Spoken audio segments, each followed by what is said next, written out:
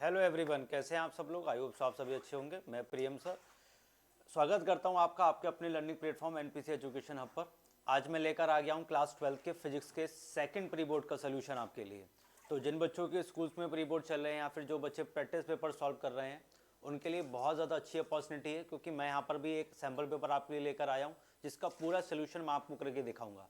साथ ही साथ में आप कॉपी पेन लेकर बैठिएगा। वो इसलिए बैठिएगा क्योंकि मैं यहाँ पर जो आपको कंसेप्ट बताने वाला हूँ, क्योंकि मैं सोल्यूशन पर काम नहीं करूँगा। यहाँ पर पता लगे मैं भाई यहाँ पे पढ़ा रहा हूँ फिर मैं आपको फिजिक्स के साथ साथ मैथमेटिक्स सिखाना स्टार्ट कर दूँ, ये काम थोड़ी हो पाएगा। क्योंकि देखिए मैं आपको कंसेप्ट यहाँ पे सारी चीज़ें बताऊँगा, आप कॉपी पेन लेकर बैठेंगे, ठीक है। और आप अपने अकॉर्डिंग आप बोर्ड मार्क्स लगाइए, आप भाई उसमें मल्टीप्लिकेशन करिए, एडिशन करिए, परफेक्ट आंसर आप निकालिए। आंसर मैं आपको बता कर जाऊँगा कि आंसर यहाँ पर आपका आएगा क्या। हम कंसेप्ट पर लेकर बात करेंगे, क्योंकि अगर मैं बात कर रहा हूँ कैलकुलेशन करूँ, सारे कंसेप्ट पर बात करूँ, कोई भी दिक्कत है उसका डिटेल एनालिसिस आपके लिए करूँ, तो ये बहुत लंबा सेशन हो जाएगा जिसमें आपको लगेगा अरे 3 घंटे का तो पेपर सॉल्व करना होता है, मास्टर ने कुछ 6 घंटे में सॉल्व किया।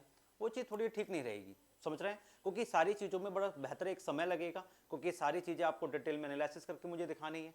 तो चलिए शुरू कर लेते हैं। सीधे कंसेप्ट को लेकर हम बात करेंगे कि किस तरीके के कंसेप्ट के बिहाफ पर आपसे क्वेश्चन पूछे जा चुके हैं और किस तरीके से आपको कंसेप्ट के हिसाब से क्वेश्चंस को अप्रोच करके उनके आंसर्स को कैलकुलेट करना है, ठीक है। तो चलिए सबसे पहला क्वेश्चन, आप सभी लोग जानते होंगे कि आपका पेपर पैटर्न क्या रहता है सीबीएसई का। स्टार्टिंग में आपके 12 आपको एमसीक्यूज मिलेंगे, 4 आपको एसेशन रीजन मिलेंगे, then we have 2 marks question, 3 marks question, 5 marks and then we have case studies. तो उसके फ्रेम पर ही आपका ये सैंपल पेपर एक बना हुआ है। तो चलिए देख लेते हैं क्या कहना चाह रहा है क्वेश्चन आपसे, ठीक है। देखिए क्वेश्चन कह रहा है हमसे, the electrical conductivity of semiconductor increases when electromagnetic radiation of wavelength shorter than 2800 nanometre. मतलब आपको जो यहाँ पर गिवन है वेवलेंथ वो कितना है, वो आपको 2800 नैनोमीटर गिवन है। कहता है एनर्जी बैंड आप बता दीजिए। तो एनर्जी बैंड निकालने के लिए we have a formula, that's a energy band equals to h by lambda. In terms of frequency अगर आ जाए तो ये क्या हो जाएगा, इट्स बाय एच न्यू। आप फटाफट से उठाइए अपना पेपर, फटाफट से इसको सॉर्ट आउट करिए। फॉर्मूला मैंने आपके लिए बता दिया है और जो आपका आंसर होगा that is A is your correct answer for the first question. पहले क्वेश्चन के लिए आपका ए जो होगा बिल्कुल परफेक्ट आंसर हो जाएगा। फॉर्मूला आपके सामने लिखा हुआ है, इसको सॉर्ट आउट कर लीजिए, ठीक। Next, an electric bulb mark 40 what 200 volt. आपको पावर गिवन है एक बल्ब का जो कि कितना गिवन है, इट्स 40 वॉट। आपको वोल्टेज गिवन है, इट्स मस्ट बी 200 वोल्ट। कहता है is used in a circuit of supply voltage 100 what. और इसको आपको 200 पे नहीं, आपको किस पर यूज करना है, it should be used in a 100 volt. तब आप बताइए कि उसकी नई पावर क्या होगी। तो मान लेते हैं पहली पावर थी और ये वोल्टेज कैसा था, पहला। ये वोल्टेज आपका दूसरा बन गया, दैट इज B2। और आपको क्या निकालनी है, P2 पावर आपको निकालनी है, ठीक है। तो P2 पावर निकालने के लिए हम लोगों को क्या करना पड़ेगा, इसका एक रिलेशन बनाना पड़ेगा। हम जानते हैं कि अगर बल्ब हमारे पास एक है तो उसका रेजिस्टेंस भी सेम रहेगा, फिर चाहे आप उसको कितने भी डिफर वोल्टेज के साथ लगा लीजिए, ठीक है। तो हम जानते हैं कि इन तीनों के बीच का रिलेशन जो होता है वो क्या होता है, it must be P equals to V square by R, ठीक है। इस रिलेशन को यूज करूंगा मैं, क्योंकि रेजिस्टेंस यहां पर कैसा रहेगा, सेम रहेगा। इसको यूज करने पर मैं यहां पर एक फॉर्मूला फॉर्मुलेट कर लेता हूं, P1 upon P2 is equal to V1 square upon V2 square. इस वाले रिलेशन के अंदर आप अपनी वैल्यूज को पुट कर दीजिए। P1 का वैल्यू ये रहा, V1 का वैल्यू ये रहा, V2 ये रहा, P2 को आप निकाल लीजिए, इसलिए आपके पास आपका आंसर आ जाएगा and answer would be 10 what. Next, a biconvex lens of focal length f is cut into two identical plano-convex lenses. The focal length of each part will be। कहता है आपके पास एक बायकॉन्वेक्स लेंस है जिसको आप कट करते हैं two identical plano convex lens, ठीक है। आपके पास ये एक कॉन्वेक्स लेंस है, ठीक है। इसको आप कट कर देते हैं, लीजिए आपने कट कर दिया। कट करने पर ये कितने टुकड़ों में बटेगा, ये आपके दो हिस्सों में डिवाइड हो जाएगा, जहां पर ये दोनों के दोनों क्या बनकर तैयार होंगे, देख लीजिए। ये वाला जो हिस्सा आपको नजर आ रहा है, it's a plano, it's a plane mirror, just behaves as a plane mirror. तो ये प्लेनो हिस्सा बनेगा और ये वाला हिस्सा किसका बनेगा, कॉन्वेक्स का। तो आपके पास कितने बन के तैयार हो गए, आपके पास दो बनकर तैयार हो गए हैं, क्या, प्लेनो कॉन्वेक्स लेंस। जब आपके पास दो प्लेनो कॉन्वेक्स लेंस बनके तैयार हो गए, एक वाले पार्ट का फोकल लेंथ f है तो दूसरे वाले पार्ट का भी फोकल लेंथ कितना होगा, f और f को जोड़ दीजिए। अब नई फोकल लेंथ कितनी बनके तैयार हो जाएगी फॉर दो लेंसेज के लिए, it must B 2f। Option A is your correct answer. Option A जो है यहाँ पर कैसा हो जाएगा, बिल्कुल सही उत्तर आपका यहाँ पर हो जाएगा। चलिए आगे की तरफ बढ़ जाते हैं। आई होप सो आपको बात समझ में आ रही होगी। सिर्फ हम लोग कंसेप्ट को लेकर बात करेंगे। कैलकुलेशन आप कॉपी पेन लेकर बैठे हुए ही हैं, कैलकुलेशन आप करके देख लीजिए। आंसर मैच नहीं होता है तो आप कमेंट सेक्शन में लिख के डाल दीजिए, मैं आपको सोल्यूशन की भी वीडियो बनाकर दे दूंगा, ठीक है। आई होप सो आप चैनल पर अगर नए होंगे तो चैनल को सब्सक्राइब कर दीजिए, लाइक कर दीजिए, वीडियो को सब्सक्राइब करिए साथ ही साथ में चैनल को, और चैनल को ढेर सारा प्यार देते हुए वीडियोस को शेयर करते हुए रहिए, ठीक है।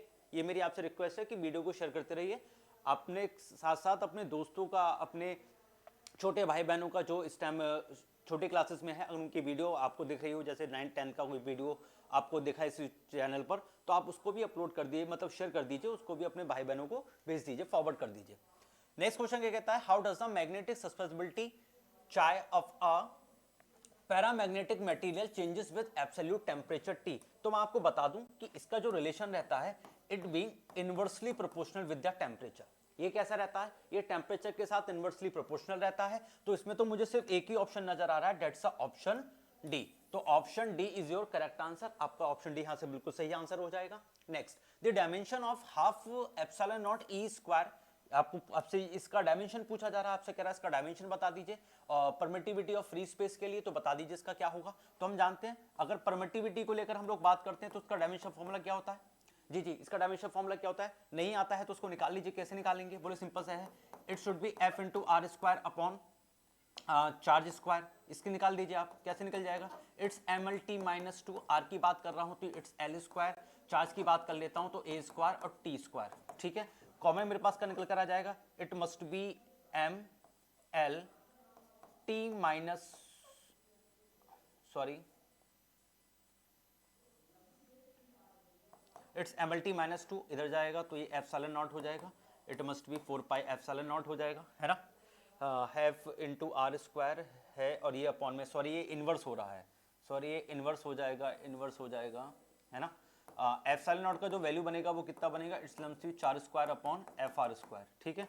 चार्ज कितना है यहाँ पर, ए स्क्वायर टी स्क्वायर हो जाएगा, क्योंकि ए टी होता है चार्ज का। फोर्स का कितना होता है, it's M L T minus two होगा, और इंटू क्या हो जाएगा यहाँ पर डिस्टेंस है तो एल स्क्वायर हो जाएगा। तो आपके पास कितना आ जाएगा, एम इनवर्स आ जाएगा, एल नीचे क्यूब है, ऊपर जाएगा तो एल माइनस थ्री हो जाएगा, टी ऊपर की तरफ जाएगा तो ये टी की पावर 4 हो जाएगी, और ए क्या हो जाएगा, स्क्वायर, ठीक है। ये 4 हो जाएगा और ए क्या हो जाएगा आपका, स्क्वायर, ठीक है। देख लीजिए क्या बन के आया, it's M inverse L minus three, T की पावर 4 और ए का square.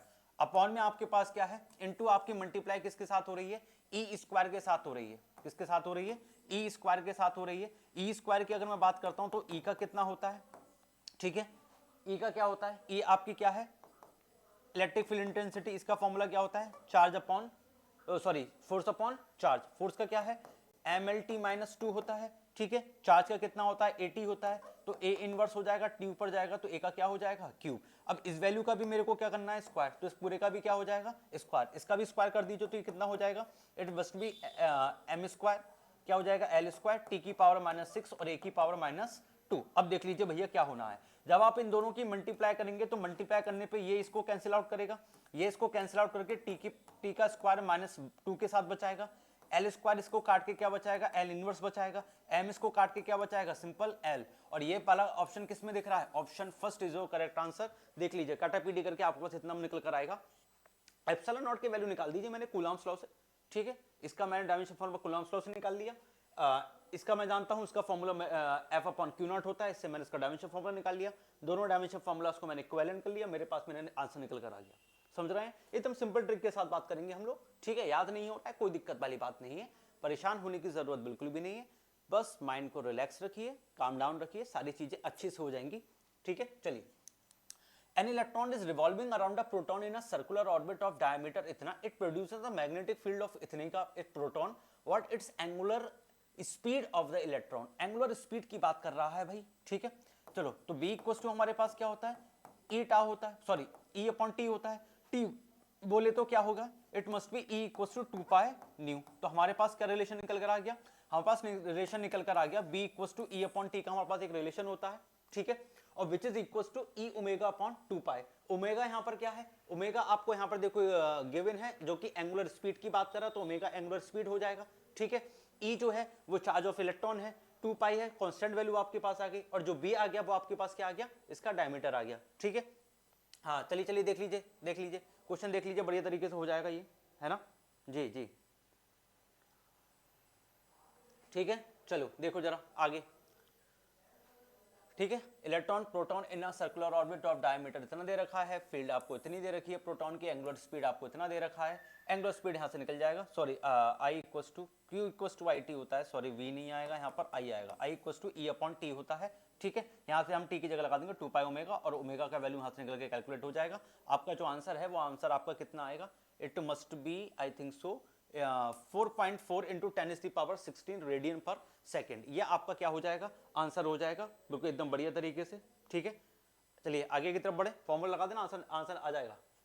For MRI a patient is slowly pushed in a time of 10 second with in the coils of the magnet where magnetic field is इतना, if the patient tongue is 0.8 meter in circumference the induced EMF around the patient tongue is। ठीक है जी, देखो जरा किस तरीके से इसका answer जो है वो हम निकालेंगे, और किस तरीके से इसका जो आंसर है वो हमारे पास बन पाएगा। हम जानते हैं कि इक्वस टू क्या होता है, it must be minus D phi over D T. Flux की बात करते हैं तो magnetic field it must be equal to B A, है ना, और यहां से मेरे पास जो रिलेशन बनकर आएगा वो क्या आएगा, E equals to minus A को बाहर निकाल लेते हो, अंदर क्या बचेगा, D B upon D T.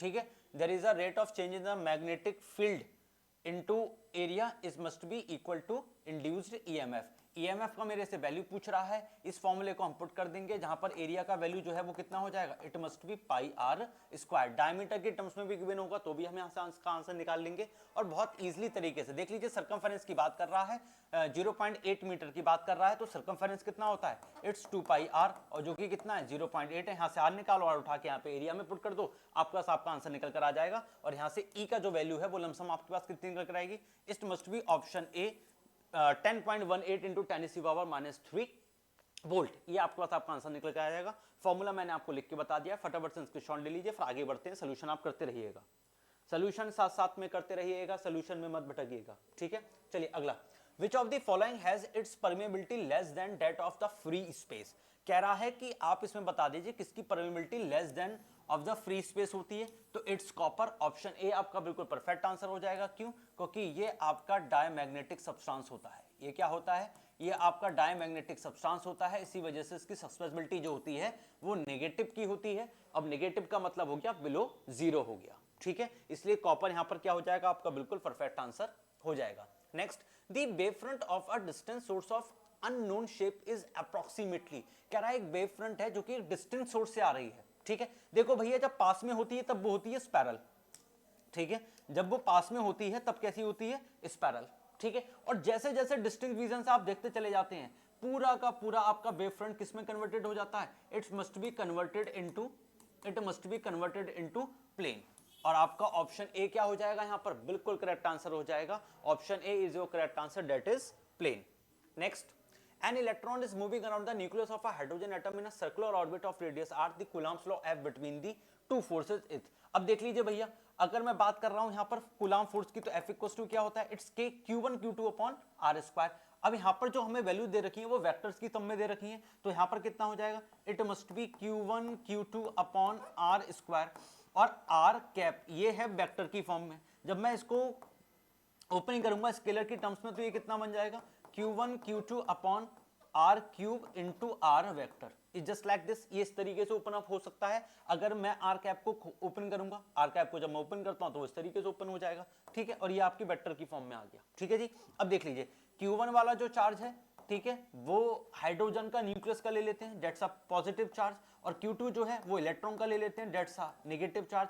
तो एक पॉजिटिव और एक नेगेटिव, तो F का जो ओवरऑल वैल्यू है वो किसकी टर्म में आएगा, इन टर्म्स ऑफ नेगेटिव। और नेगेटिव में मुझे सिर्फ एक ही आंसर नजर आ रहा है, डेट्स ऑप्शन बी। तो ऑप्शन बी आपका यहां पर क्या हो जाएगा, बिल्कुल करेक्ट आंसर हो जाएगा। हाइड्रोजन के टर्म्स में लेकर बात करी गई थी, तो माइनस का K E square upon R cube into R vector. ठीक, चलिए next, two identical ions are connected to a battery are shown in the circuit, the current supplied by the battery is। देख लीजिए battery के साथ क्या है, battery यहाँ पे पॉजिटिव टर्मिनल में, यहाँ पे नेगेटिव टर्मिनल, नजर आ रहा होगा आपको डायग्राम। देखिए ऊपर की तरफ जब करंट आपका जाएगा तो ये वाली जो डायोड है, अगर पॉजिटिव टर्मिनल पी टाइप के साथ जुड़ा हुआ होता है, then it is said to be forward bias. तब ये क्या कहलाती है, फॉरवर्ड बाइस। और आपका जो पी पॉइंट होता है अगर ये एन के साथ जुड़ा हुआ होता है then it is said to be reverse bias. तो आपको जो डायग्राम गिवन है उस डायग्राम में ऊपर वाला जो डायोड D1 है ये डायोड तो फॉरवर्ड बाइस है, लेकिन जो डायोड D2 आपको गिवन है ये कैसा है, रिवर्स बाइस है। तो जब ये रिवर्स बाइस है तो उसके अंदर रेजिस्टेंस ज्यादा पैदा हो जाएगा जिस वजह से करंट इसके अंदर आपका फ्लो नहीं करेगा। तो ओवरऑल जो करंट पूछा जा रहा है सर्किट के अंदर वो कैसे निकलेगा, it is equal to I equal to V upon R. Potential आपको कितना गिवन है, it must be of 5। Forward wise में जो रेजिस्टेंस हो रहा है वो कितने का है, 10 का है। तो इस वजह से आपका आंसर कितना हो जाएगा, 0.5 एम्पियर। तो option B is your correct answer. ठीक है, आई होप सो आपको समझ में आया होगा। कंसेप्ट को लेकर से बात कर रहा हूं, बाकी सोल्यूशन तो आप खुद ही लोग निकाल लेंगे। ठीक है, बहुत प्यारे बच्चे हो आप सब लोग। माना थोड़ा सा जल्दी कर रहा हूं मैं, हो सकता है कि शायद आपको लग रहा हो बोले मास्टर तो बहुत तेज बलबला रहे हैं। मैं सिर्फ बेटा कंसेप्ट को लेकर बात कर रहा हूं। मैं बस इतना चाहता हूं कि अगर मैं जितनी जल्दी आपको कंसेप्ट समझा दूं और आप कंसेप्ट समझ गए तो उतनी तेजी से आपका आंसर भी निकलना चाहिए, ताकि 3 घंटे का जो पेपर है आप उस पेपर को इजिली 2 and 45 मिनट्स में आप उसको आराम से कर लो। 2 आवर 45 मिनट्स में जब आप उस चीज को कंप्लीटली एक तरीके से अपने पेपर को जब कर लेंगे और आप कहेंगे कि हाँ अब मेरा पेपर हो गया, तब आप एकदम रिलैक्स हैं। अब आप अपनी कॉपी को रीचेक कर सकते हैं, कहीं कोई एमसीक्यू लिखने से रह गया हो, कहीं कोई क्वेश्चन का आप लोग मैथमेटिकल कैलकुलेशन करते हुए आपने उसको रह दिया होगा, जो ठीक है बाद में कर देंगे इसका फाइनल आंसर मल्टीप्लिकेशन करके, उन चीजों को आप देख सकें ताकि आप उनको भी कर सकें उन 15 मिनट में। पता लग रहा है कि आपका आखिरी क्वेश्चन रह गया है, आप अभी तक कर ही नहीं पा रहे हैं, 5 मिनट का आपके पास समय रह गया है, तो आप ये बताओ जो चीजें आपने बात के लिए छोड़ के रखी थी उनके लिए आप कैसे समय निकालोगे। ठीक है, इसलिए बस मैं थोड़ा तेज तेज बोल रहा हूं ताकि 3 घंटे क्या एक समय लेकर आप बैठे, ये जो पेपर मैं आपके लिए करा रहा हूं ये पूरा पेपर का समय लेकर आप बैठे और आप कंसेप्ट को सीखते हुए फटाफट से इस वीडियो को लगा दें। समझ रहे हैं आप मेरी बात के लिए जी। अब क्या कहता है, एक डायग्राम आपके लिए गिवन है जिसमें एंगल ऑफ प्रिज्म आपका 30 डिग्री का है। ठीक है, इमर्जेंट रे आपको गिवन है एक RS। ठीक है, ये RS आपको एक इमर्जेंट रे गिवन है which is perpendicular to the second face, और सेकंड फेज के साथ ये कैसी है, परपेंडिकुलर है। एंगल ऑफ डेविएशन पूछ रहा है, देखिए भैया एंगल ऑफ डेविएशन पूछ रहा है, एंगल ऑफ प्रिज्म मुझे मेरे को गिवन है, एंगल ऑफ डेविएशन का जिक्र किया जा रहा है और मेरे को इंसिडेंट रे के साथ इंसिडेंट एंगल भी गिवन है।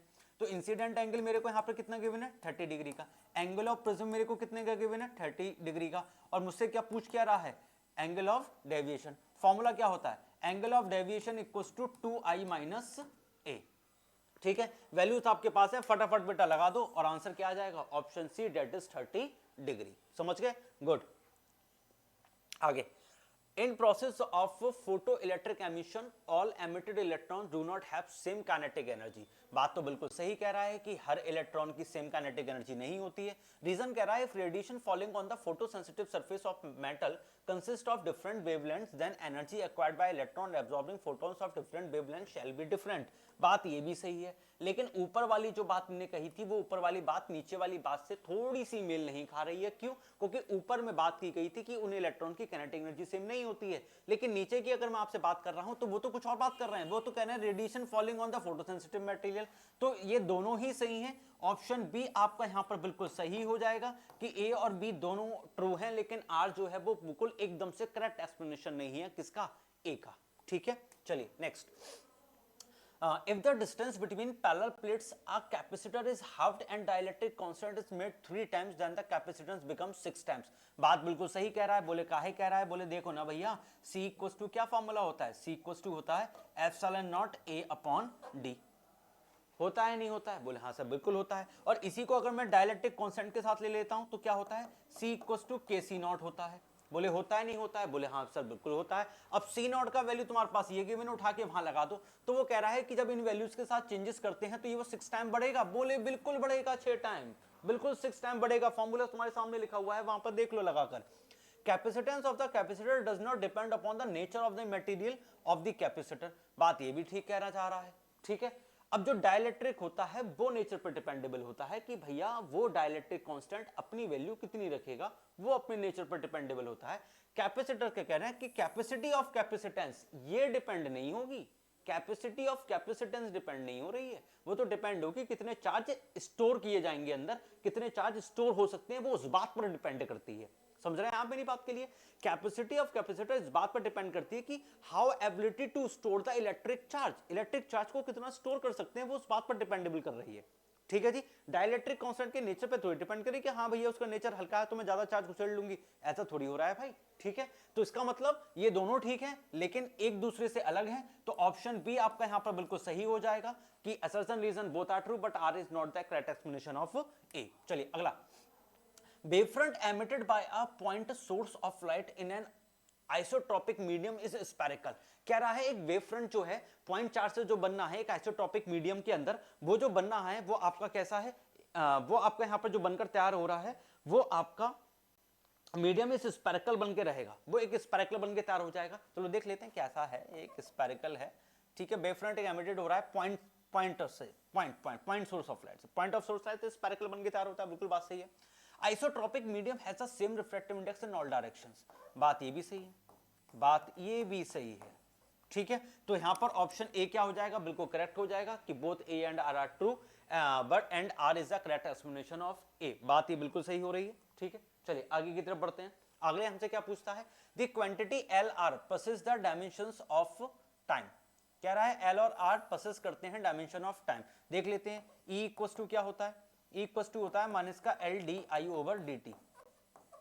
ये फॉर्मूला किसके टर्म्स में, ये फॉर्मूला है इन terms of induced EMF in terms of self inductance, है ना, ठीक है। अब हम जानते हैं क्या कि ई इक्वल टू हमारा तो आई आर भी तो फॉर्मूला होता है, E equal to I R भी हमारा फॉर्मूला होता है। बोले हाँ सर बात तो आप बिल्कुल सही कह रहे हैं। तो देख लीजिए एल भी आपके करंट और टाइम के ऊपर डिपेंडेबल है, ठीक है, और रेजिस्टेंस भी आपका किसके ऊपर डिपेंडेबल, रेजिस्टेंस में तो टाइम आ ही नहीं रहा है। बोले काहे नहीं आएगा, बोले देखो ना मास्टर, ई इक्वल टू आई को तोड़ देते हैं in terms of D Q over D T और अपॉन में क्या हो जाएगा 1 अपॉन आर।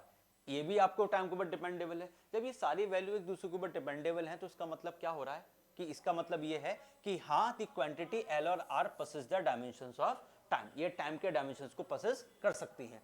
फिर क्या कह रहा है, in order to reduce the rate of increase of current through a solvent we should increase the time constant. वो कह रहा है कि जो reduce the rate of increase of current, current के इंक्रीज जो बढ़ रहा है, करंट का रेट जो बढ़ेगा उसको कम करोगे तो आपका जो टाइम कांस्टेंट है उसका इंक्रीज हो जाएगा। जी भैया नहीं, D I upon D T की बात हो रही है, ये जो है it is a rate of time, ये जो sorry current, it's a rate of current, ये करंट का रेट है आपका, ठीक है। वो कह रहा है कि इसको रिड्यूस करोगे तो ये अपने आप बढ़ जाएगा। अरे भैया ये पूरा का पूरा रेट है, आप इसके अंदर बदलाव करेंगे तब सॉल्वेंट के अंदर चेंजेस आएगा, कोई एक फैक्टर में बदलाव करके थोड़ी निकलेगा। तो जो रीजन है वो गलत हो जाएगा, असर्शन आपका क्या हो जाएगा, true.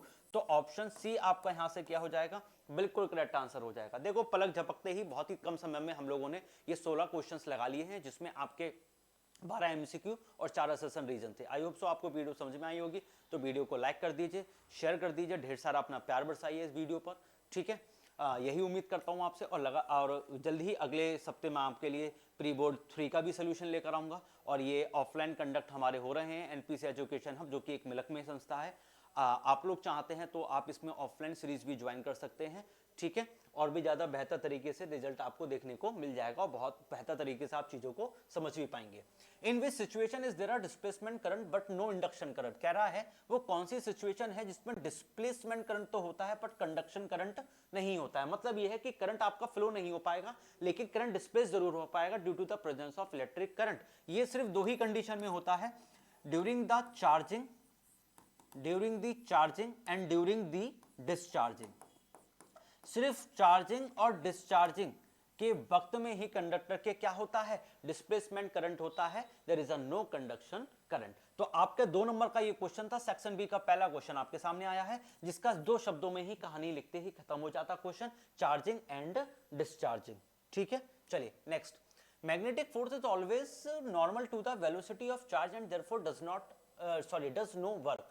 An RNL held near a magnet when released increased its kinetic energy as it moves to cling to the magnet. What agency is responsible for this increase in kinetic energy if not the magnetic field? तो मैं देखो आपको बता देता हूं, magnetic force की अगर हम बात करते हैं तो फॉर्मूला होता है F equals to Q V into V, ठीक है जी, ठीक। इस बात को अगर मैं सॉर्ट आउट करता हूं, तो it's must be F equals to Q V V sine theta.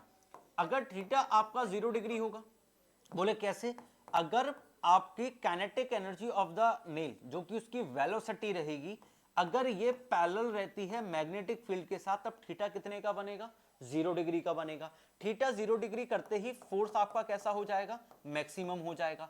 लेकिन अगर आयरन नेल जिस डायरेक्शन में आपकी काइनेटिक एनर्जी को प्रोसेस करते हुए अपनी वेलोसिटी को एक्सेट कर रही है, अगर वो आपके मैग्नेटिक फील्ड के साथ कैसा हो जाता है, परपेंडिकुलर, मतलब the velocity of the iron nail being perpendicular with the magnetic field, then it will become 90 degree. तब एंगल कितने का हो जाएगा, 90 का हो जाएगा। Sorry my mistake.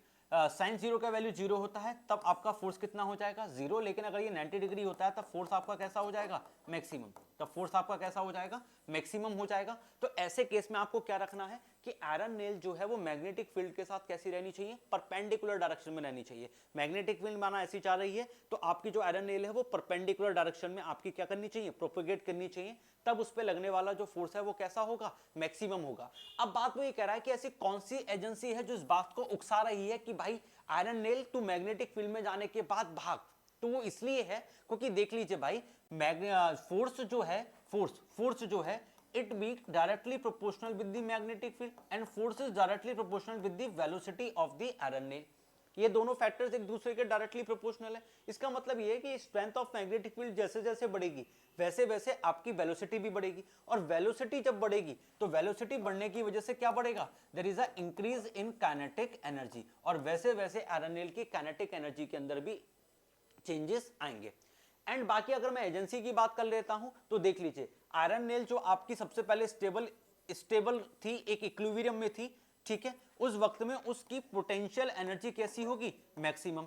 तो जब पोटेंशियल एनर्जी मिनिमम होगी तो पूरी की पूरी पोटेंशियल एनर्जी किसमें बदल जाएगी, it should B converted into kinetic energy. तो वो कह रहा है कि ऐसी कौन सी एजेंसी है जो रिस्पॉन्सिबल होगी उसकी काइनेटिक एनर्जी को बढ़ाने में, तो इट्स अ पोटेंशियल एनर्जी। क्यों, क्योंकि जब वो मैग्नेटिक फोर्स के इन्फ्लुएंस में नहीं आई थी तब तक बच्चे वो स्टेबल थी, वो इक्विलिब्रियम में थी, है ना, तब उसके पास उसकी पोटेंशियल एनर्जी मैक्सिमम होगी। लेकिन जैसे ही जैसे फोर्स जो था वो मैग्नेटिक फील्ड, मतलब आपकी मैग्नेटिक फील्ड के बीच में जब आयरन आया तो आयरन पर फोर्स लगा, और जैसे ही फोर्स के साथ लगा तो मैग्नेटिक फील्ड फोर्स के साथ डायरेक्टली होती है and directly with the velocity of the iron nail. तो वेलोसिटी प्रोसेस करेगी काइनेटिक एनर्जी, मतलब ये कि there is a decrease in its potential energy and increase in its kinetic energy. ये थोड़ी आपको यहाँ पर थोड़ी सी लिखनी थी इस फॉर्मूले को लेकर, आपके यहाँ पर 2 मार्क्स जो थे वो पूरी तरीके से कंप्लीट बन जाएंगे। समझ गए, ठीक, स्क्रीनशॉट ले लो, फिर आगे बढ़ जाएंगे, कोई ऐसी दिक्कत वाली बात नहीं है। स्क्रीनशॉट ले लीजिए आप जी, आगे बढ़े जी, चलो आगे बढ़ जाते हैं। 2 नंबर के क्वेश्चन है, फटाफट खत्म कर देंगे झटपट तरीके से, एकदम आप बस देखते हुए चलो। देखो कह रहा है in which the following diagram indicate which of the diodes are forward bias and which is the reverse bias. देखो भैया, फॉरवर्ड बायस और रिवर्स बायस की बात कर रहा है। अगर पॉजिटिव वाला मैंने आपसे कहा था पी जंक्शन से जुड़ा हुआ है तब वो क्या बन जाएगा, फॉरवर्ड बायस, और अगर नेगेटिव वाला पी जंक्शन से जुड़ा हुआ है तब वो क्या बन जाएगा आपका, रिवर्स बायस्ड। ठीक है, देखो भैया यहाँ पे प्लस का 7 वोल्ट है जो कि आ रहा है और पी जंक्शन से ही जुड़ा हुआ है, तो पहला वाला आपका क्या हो गया, इट आ फॉरवर्ड बायस। तो पहला वाला क्या हो जाएगा आपका, फॉरवर्ड बायस। दूसरा वाला देख लो भैया, दूसरे वाले में आपका प्लस का 5 है, उल्टे डायरेक्शन में आ रहा है, नेगेटिव के साथ आके चिपक गया, जब नेगेटिव के साथ आके चिपका तो भैया ये क्या बन जाएगा, इट्स आर रिवर्स बायस। ये क्या बन जाएगा आपका, रिवर्स बायस। तीसरे वाले की बात कर लेते हैं, नेगेटिव पोटेंशियल है, पॉजिटिव वाले से आके जुड़ रहा है। अब नेगेटिव वैल्यू पॉजिटिव से आके जुड़ रही है, मतलब नेगेटिव तो एन टाइप से जुड़नी चाहिए थी ना, वो जुड़ किससे रही है, पी टाइप से। जब पी टाइप से जुड़ रही है तो ये भी क्या हो जाएगा, रिवर्स वाइस।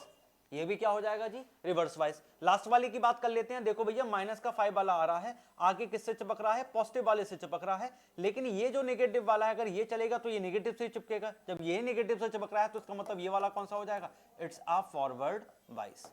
ये आपका क्या हो जाएगा, ये फॉरवर्ड बाइस हो जाएगा। इधर वाला देखो नेगेटिव से चिपक रहा है, ये पॉजिटिव है, आगे बेटा वो वैल्यू क्या कर देगा, अपनी वैल्यू को डिक्रीज कर लेगा। क्यों, क्योंकि जब भैया रेजिस्टेंस कुछ ना कुछ आपके वोल्टेज को इस्तेमाल कर लेगा तो कुछ ही तो वोल्टेज आपके पास बचेगा। तो ये इधर साइड से जब आप जंक्शन को लेकर जाएंगे ऊपर से नीचे की तरफ तो ये कैसा लुक लाइक आएगा, it's look like a forward बाइस कैरेक्टरिस्टिक। समझ गए, तो आपका पहला और चौथा जो है वो फॉरवर्ड बाइस होंगे, दूसरे और तीसरे कैसे होंगे, रिवर्स बाइस होंगे। फटाफट स्क्रीनशॉट ले लो फिर आगे बढ़ते हैं। ठीक है, चलिए कंसेप्ट आपके सामने लिखा हुआ है, इसके यहाँ पर बात हुई है। चलिए next, suppose you are given a chance to repeat the alpha particle scattering experiment. ओहो भैया, हम क्यों पैर डाल दे रदरफोर्ड के पैरों में? भैया उन्होंने अल्फा पार्टिकल स्कैटरिंग मेथड किया था, डिस्कवरी ऑफ न्यूक्लियस निकाल के बाहर रख दिया था। हम थोड़ी पैर में पैर डाल लेंगे बेटा इनके। ये कह रहे हैं तुम्हें एक चांस दे दिया जाता है, अल्फा पार्टिकल स्कैटरिंग मेथड तुम भी करके दिखा दो। चलो कोई बात नहीं है, देख लेते हैं। कह रहे हैं लेकिन तुम्हें हाइड्रोजन के ऊपर करके दिखाना है। वहां पर अल्फा पार्टिकल की बात की थी और तुमसे किससे कह रहा है? कह रहा है गोल्ड फॉइल की जगह वो अल्फा पार्टिकल किस पे डलवा दो? हाइड्रोजन पे डलवा दो। अब कर दी बेवकूफी। अब देखो भैया, अब जिन लोगों ने इस पे बेवकूफी कर दी होंगी कि आपका का पूरा जो है वो बिल्कुल सेम रहेगा, तो आपने गलती कर दी होगी। हाइड्रोजन जो है बेटा वो सॉलिड रहा है किस पर? 14 केल्विन पर बिल्कुल सॉलिड है, ठीक है। अगर मैं हाइड्रोजन की बात करता हूं तो हाइड्रोजन को देखना जरा, 1H1, इसके प्रोटॉन 1 होते हैं, इसमें न्यूट्रॉन 0 होते हैं और इलेक्ट्रॉन कितने होते हैं? 1, ठीक है जी। अल्फा पार्टिकल की कैरेक्टरिस्टिक के बारे में बात कर लेना। अल्फा पार्टिकल पे भैया चार्ज कितना होता है? इस पर चार्ज होता है 2 times of charge of proton, ठीक है। इसके मास की बात कर लो तो मास ऑफ अल्फा पार्टिकल कितना होता है? 4 times of mass of proton. J alpha particle जो दिख रहा हो ना लला, जो हर ताल्लुकात में, हर कायदे में तुम्हारे हाइड्रोजन एटम से कैसो हैगो? बड़ो हैगो। जब जो बड़ो हैगो तो जो छोटे वाले से दबले, जो कतई ना दबाए। जब जो कतई ना दबाए तो उसका मतलब यह है कि अल्फा पार्टिकल की जब बम्बार्डमेंट आप इस हाइड्रोजन एटम के ऊपर करवाएंगे ना, तो आपकी हर एक अल्फा पार्टिकल्स अनडेविएटेड होते हुए, अनडिफ्लेक्टेड होती हुई इस हाइड्रोजन एटम की फाइल को पार करते हुए चले जाएंगे। मतलब ये कि ये रही आपकी हाइड्रोजन की फाइल, ठीक है। अल्फा पार्टिकल्स सामने से आ रहे हैं, ये अल्फा पार्टिकल्स आ रहे हैं, तो समझ लेना विदाउट गेटिंग एनी डेविएशन ये इसी तरीके से पास हो जाएंगे। कोई डिफ्लेक्शन नहीं होगा, कोई डेविएशन नहीं होगा, कोई एंगल ऑफ स्कैटरिंग नहीं बनेगा यहां पर, समझ गए?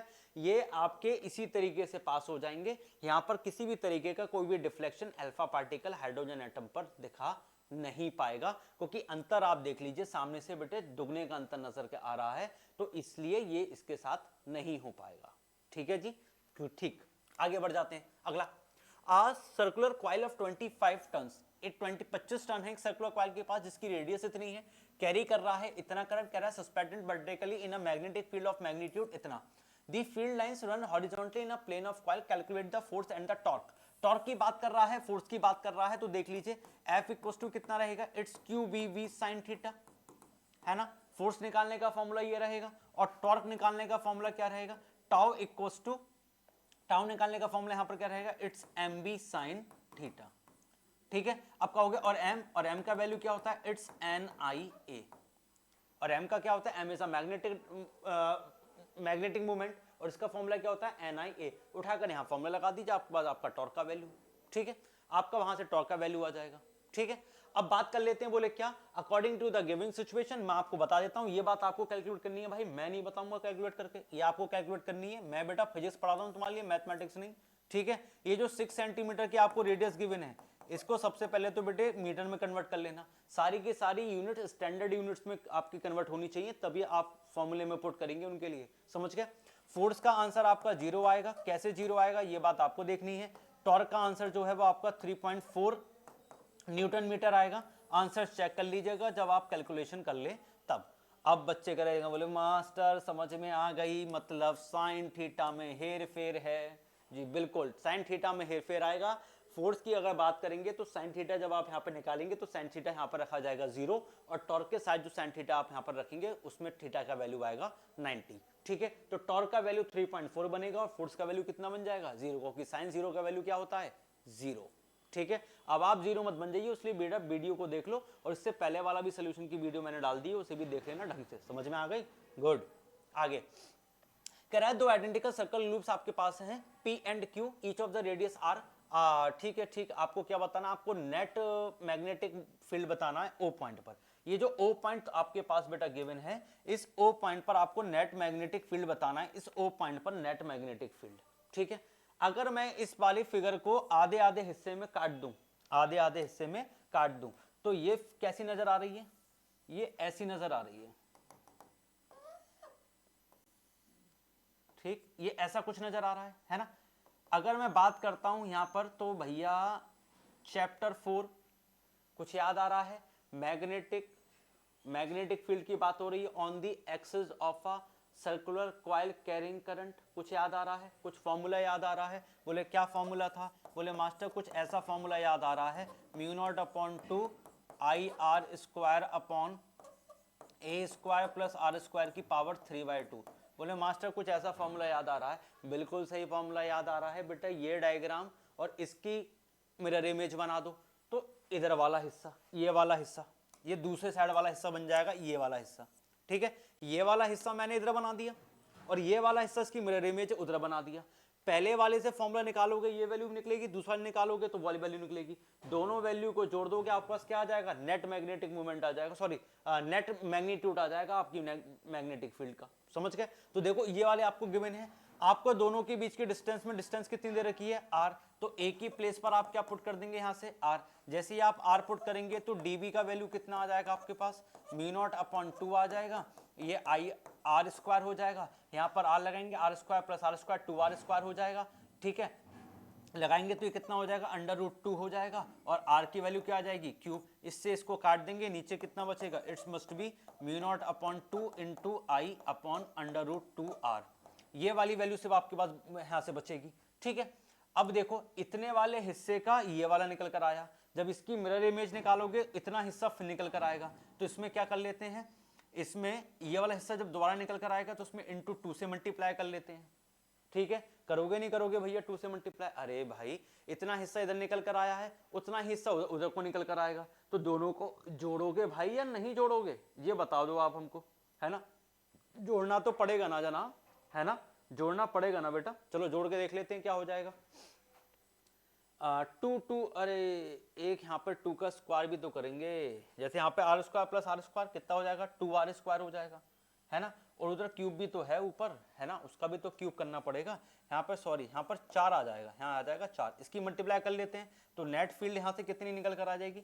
नेट फील्ड यहाँ से निकल कर आ जाएगी आपके पास म्यू नॉट अपॉन 2 √2r और ऊपर कितना आ जाएगा? i। ये आपके पास फाइनल जो है फाइनल आंसर निकल कर आ जाएगा। ये आपका यहाँ से बनेगा बिल्कुल फाइनल आंसर। समझ गए? समझ गए नहीं समझ गए? ये आधा है, इसमें ये वाला फॉर्मूला लगाओगे, फॉर्मूला लगाने के बाद आपके पास ये निकलेगा। अब ऐसा ही दूसरे हिस्सा उधर साइड है तो 2 से मल्टीप्लाई कर लूंगा, दोनों का जो आंसर निकल कर आएगा वो आपका नेट आंसर निकल कर आ जाएगा, जो कि ओ पॉइंट पर आपसे पूछा जा रहा है। देख रहा, एकदम बिल्कुल बढ़िया था क्वेश्चन, था एकदम ऐसे घसीटा पेसीटा से एकदम मसल के रख दो बेटे क्वेश्चनों को। चलो आगे सेक्शन सी चलिए आपका स्टार्ट हो गया। सेक्शन 2 में आपके सारे क्वेश्चंस हो गए हैं। ठीक है, सेक्शन सी की बात कर लेते हैं। सेक्शन सी क्या कह रहा है? कह रहा है cell of EMF E and internal resistance R is connected across a variable load resistance R. Draw the plots of the terminal voltage B versus I और आर। ठीक है, ओके ओके, बात सही है, निकाल देते हैं। सबसे पहले आपको बता देता हूं भैया, देखो B equals to E minus I R आपके पास एक रिलेशन होता है। According to the given relation जो आपके पास रहेगा, ठीक है, उसमें B इधर लगा रहा हूं मैं और I लगा रहा हूं मैं इधर। ठीक है, B is on an by axis and current is on x axis. पूछ रहा है EMF के साथ जब आपका ग्राफ प्लॉट करेंगे तो ग्राफ कैसा बनेगा?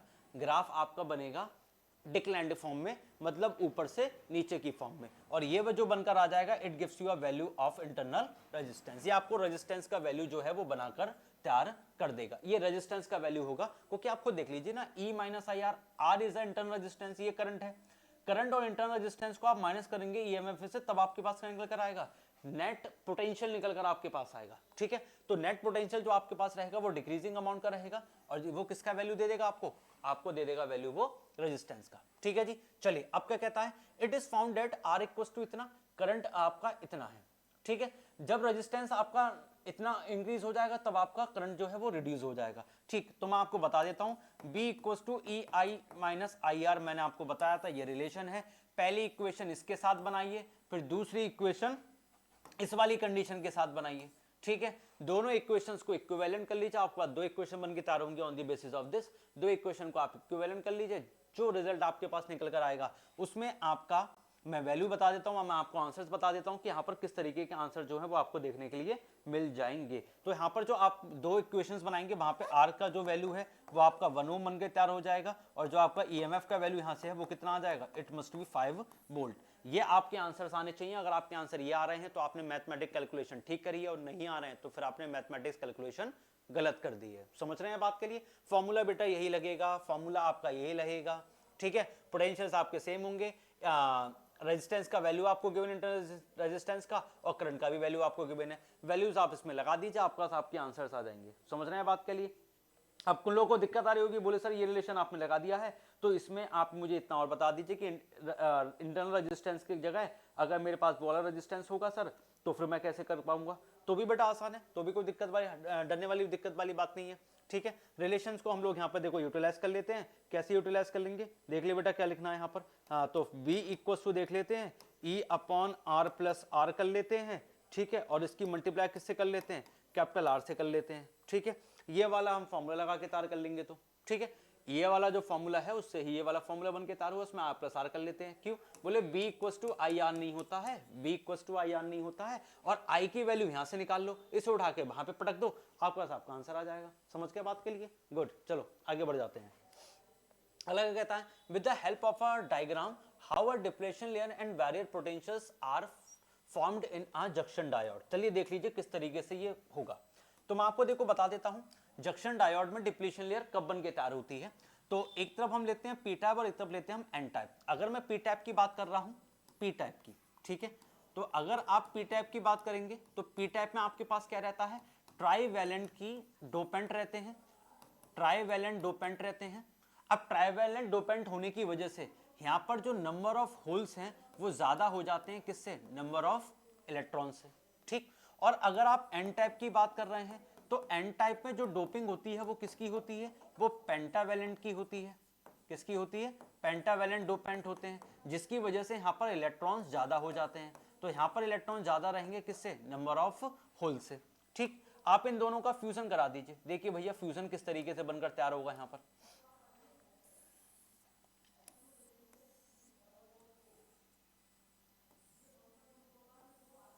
ठीक है, चलो देखो जरा, यहां पर हम लोग बात कर लेते हैं।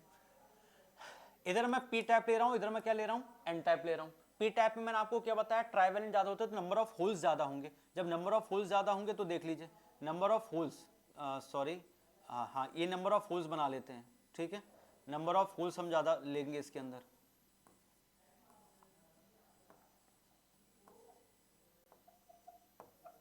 ठीक है जी।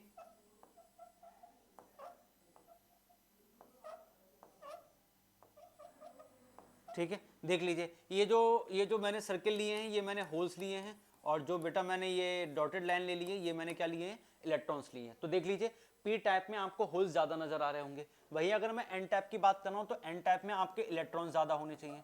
एन टाइप में आपके क्या ज्यादा होने चाहिए, इलेक्ट्रॉन्स, है ना जी। जी बोले सर जी बिल्कुल, आप बिल्कुल सही कह रहे हैं, इसमें हम इलेक्ट्रॉन्स ज्यादा बनाएंगे, ठीक है। और बाकी जगह हम लोग क्या लगा देते हैं, बाकी जगह हम लोग यहाँ पर होल्स बना देते हैं, ठीक है जी। जी ये रहे आपके बाकी के होल्स। तो इसमें देखो, इसमें क्या है, इसमें इलेक्ट्रॉन ज्यादा है, होल्स कम है, जैसे कि कंडीशन यहाँ पर आपके सामने दी हुई है, ठीक है जी। चलिए अब देखिए क्या होता है, जब भी कभी आपके इलेक्ट्रॉन्स और होल्स पी और एन टाइप, ठीक है, किसी एक्सटर्नल पोटेंशियल के, किसी एक्सटर्नल, इसका कनेक्शन देखो इस तरीके से नीचे दे देते हैं, ठीक है, इसका कनेक्शन नीचे दे देते हैं फॉर द अननोन सोर्स, किसी सोर्स के लिए। जब यहां पे करंट आता है और फ्लो ऑफ चार्जेस, जिसमें आपके majority charge carriers of P type and N type get diffused with each other. जो मेजॉरिटी चार्ज कैरियर्स हैं पी में और एन में, पी में कौन से हैं, होल्स हैं, और एन में कौन है, इलेक्ट्रॉन्स हैं। ये मेजॉरिटी चार्ज कैरियर्स जब आपस में आकर फ्यूज होते हैं एक साथ, तभी ये फॉर्म करते हैं क्या, डिप्लीशन लेयर। जैसे यहां से आपके क्या होंगे, ये एन टाइप है तो इनके पास भैया क्या है, इनके पास इलेक्ट्रॉन ज्यादा है, तो इनके इलेक्ट्रॉन्स देखो भैया ये कूद के आ गए, बोले भैया ये लो, हम हैं मर मिटने को तैयार, ठीक है, हम हैं मर मिटने को तैयार। और इनके होल्स, इनके क्या होंगे, होल्स, इनके होल्स आ जाएंगे, और जब ये आपस में डिफ्यूज होंगे then they forms a depletion layer. और ये आपके सामने ये इतनी बड़ी क्या बनकर तैयार हो जाएगी, ये बनकर तैयार हो जाएगी आपकी डिप्लीशन लेयर। समझ गए? जो majority charge carriers P tap और एन टैप के हैं, जब ये आपस में आकर एक दूसरे के साथ डिफ्यूज होना स्टार्ट हो जाएंगे, उसी बात से बनने वाली एक लेयर को हम लोग क्या बोलेंगे, डिप्लीशन लेयर। ठीक, इसी के साथ साथ कह रहा है बैरियर पोटेंशियल क्या होगा, तो मैं आपको बताता हूं बैरियर पोटेंशियल क्या होता है। बैरियर पोटेंशियल ये होता है कि जब भी कभी पी टाइप और एन टाइप दोनों में पोटेंशियल्स का डिफरेंस हो जाए, क्या हो जाए, दोनों में पोटेंशियल्स का डिफरेंस। मान लेते हैं यहां पर जो आपकी बात कर रहे हैं वो पॉजिटिव नेगेटिव, इस तरीके से हम इसको जोड़ देते हैं, ठीक है, ये बी पोटेंशियल आपके पास यहां पर है, ठीक है।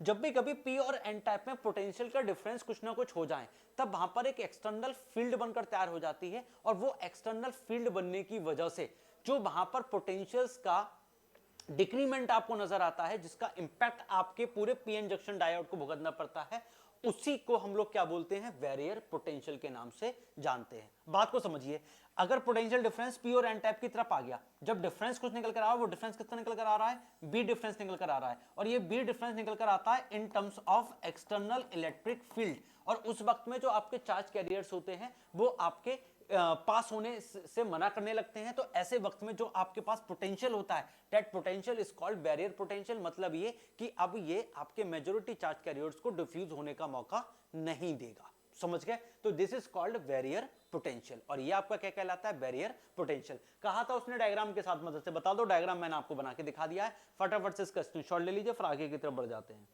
ठीक है, चलिए शाबाश, चलो आगे की तरफ बढ़ जाते हैं। अगला कहता है right Einstein photo electric equation, Einstein की फोटो इलेक्ट्रिक इक्वेशन बता दो। बोले भैया ठीक है अभी बता देते हैं। बोले क्या होती है, E equals to H nu not minus sorry पूरी बता देता हूं आपके लिए, ठीक है। एनर्जी की बात कर रहे हैं, E equals to H nu होता है, which is equals to H nu not minus का half M B square, which is equals to half M B square. ठीक है जी, अब देख लेते हैं in terms of kinetic energy, तो half M B square equals to कितना हो जाएगा, it must be H nu not, इधर जाएगा तो वो माइनस का बन जाएगा, तो एच न्यू नॉट माइनस का एच न्यू, है ना जी, ये बनकर आपके पास तैयार हो जाएगा। ठीक है, और यहां से आपकी काइनेटिक एनर्जी का फॉर्मूला क्या बनकर तैयार हो जाएगा, ठीक है, एच कॉमन ले लेंगे, न्यू नॉट माइनस का न्यू आपके पास यहां पर निकल कर आ जाएगा। ठीक है, आई थिंक सो मैंने कुछ उल्टा बोल दिया है ना, मैंने कुछ उल्टा बोल दिया है। ठीक, कोई बात नहीं, अभी रिलेशन बना देते हैं। अरे इतनी जल्दी क्या है, बोले अभी तो बहुत वक्त पड़ा है। थ्रेशोल्ड एनर्जी, हाँ, threshold energy is equal to the work function plus kinetic energy. हाँ जी, अब निकल कर आई इक्वेशन, पता नहीं दिमाग में क्या अफरा-तूनी चल रही थी, है ना। चलो अब निकल कर आ गई। तो एच न्यू नॉट क्या है, एच न्यू नॉट है, फाई नॉट का वैल्यू क्या है, ठीक है, ओहो ओहो ओहो ओहो,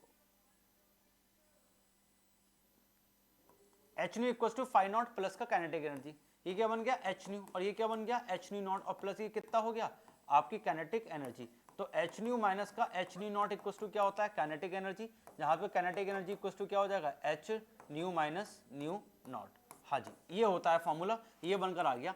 ठीक है, तो आपके पास यहाँ पर निकल कर आ जाएगा, ये amount of energy, suitable amount of energy है, जो कि किसी की मैटर की पीस पर जब गिरेगी, तो गिरने पर आपका जो लूज बाउंड इलेक्ट्रॉन होगा, जो कि एक बैलेंस बैंड में आपका, सॉरी बैलेंस इलेक्ट्रॉन होगा, जो कि एक आपके बैलेंस शेल में रखा हुआ होगा, वो आपका वहां से निकलकर मेटल के सरफेस तक आएगा, उसको वर्क फंक्शन कहते हैं, और वहां से काइनेटिक एनर्जी की मदद से बाहर चला जाएगा, वो आपकी काइनेटिक एनर्जी हो जाएगी। दोनों चीजों को आप जब आप ऐड करेंगे तो आपके पास क्या बनकर तैयार हो जाएगी, आपके पास एक एनर्जी बनकर तैयार हो जाएगी, और उस एनर्जी की वजह से आपके सामने क्या हुआ है भाई, यहाँ पर एमिशन होकर तैयार हुआ है।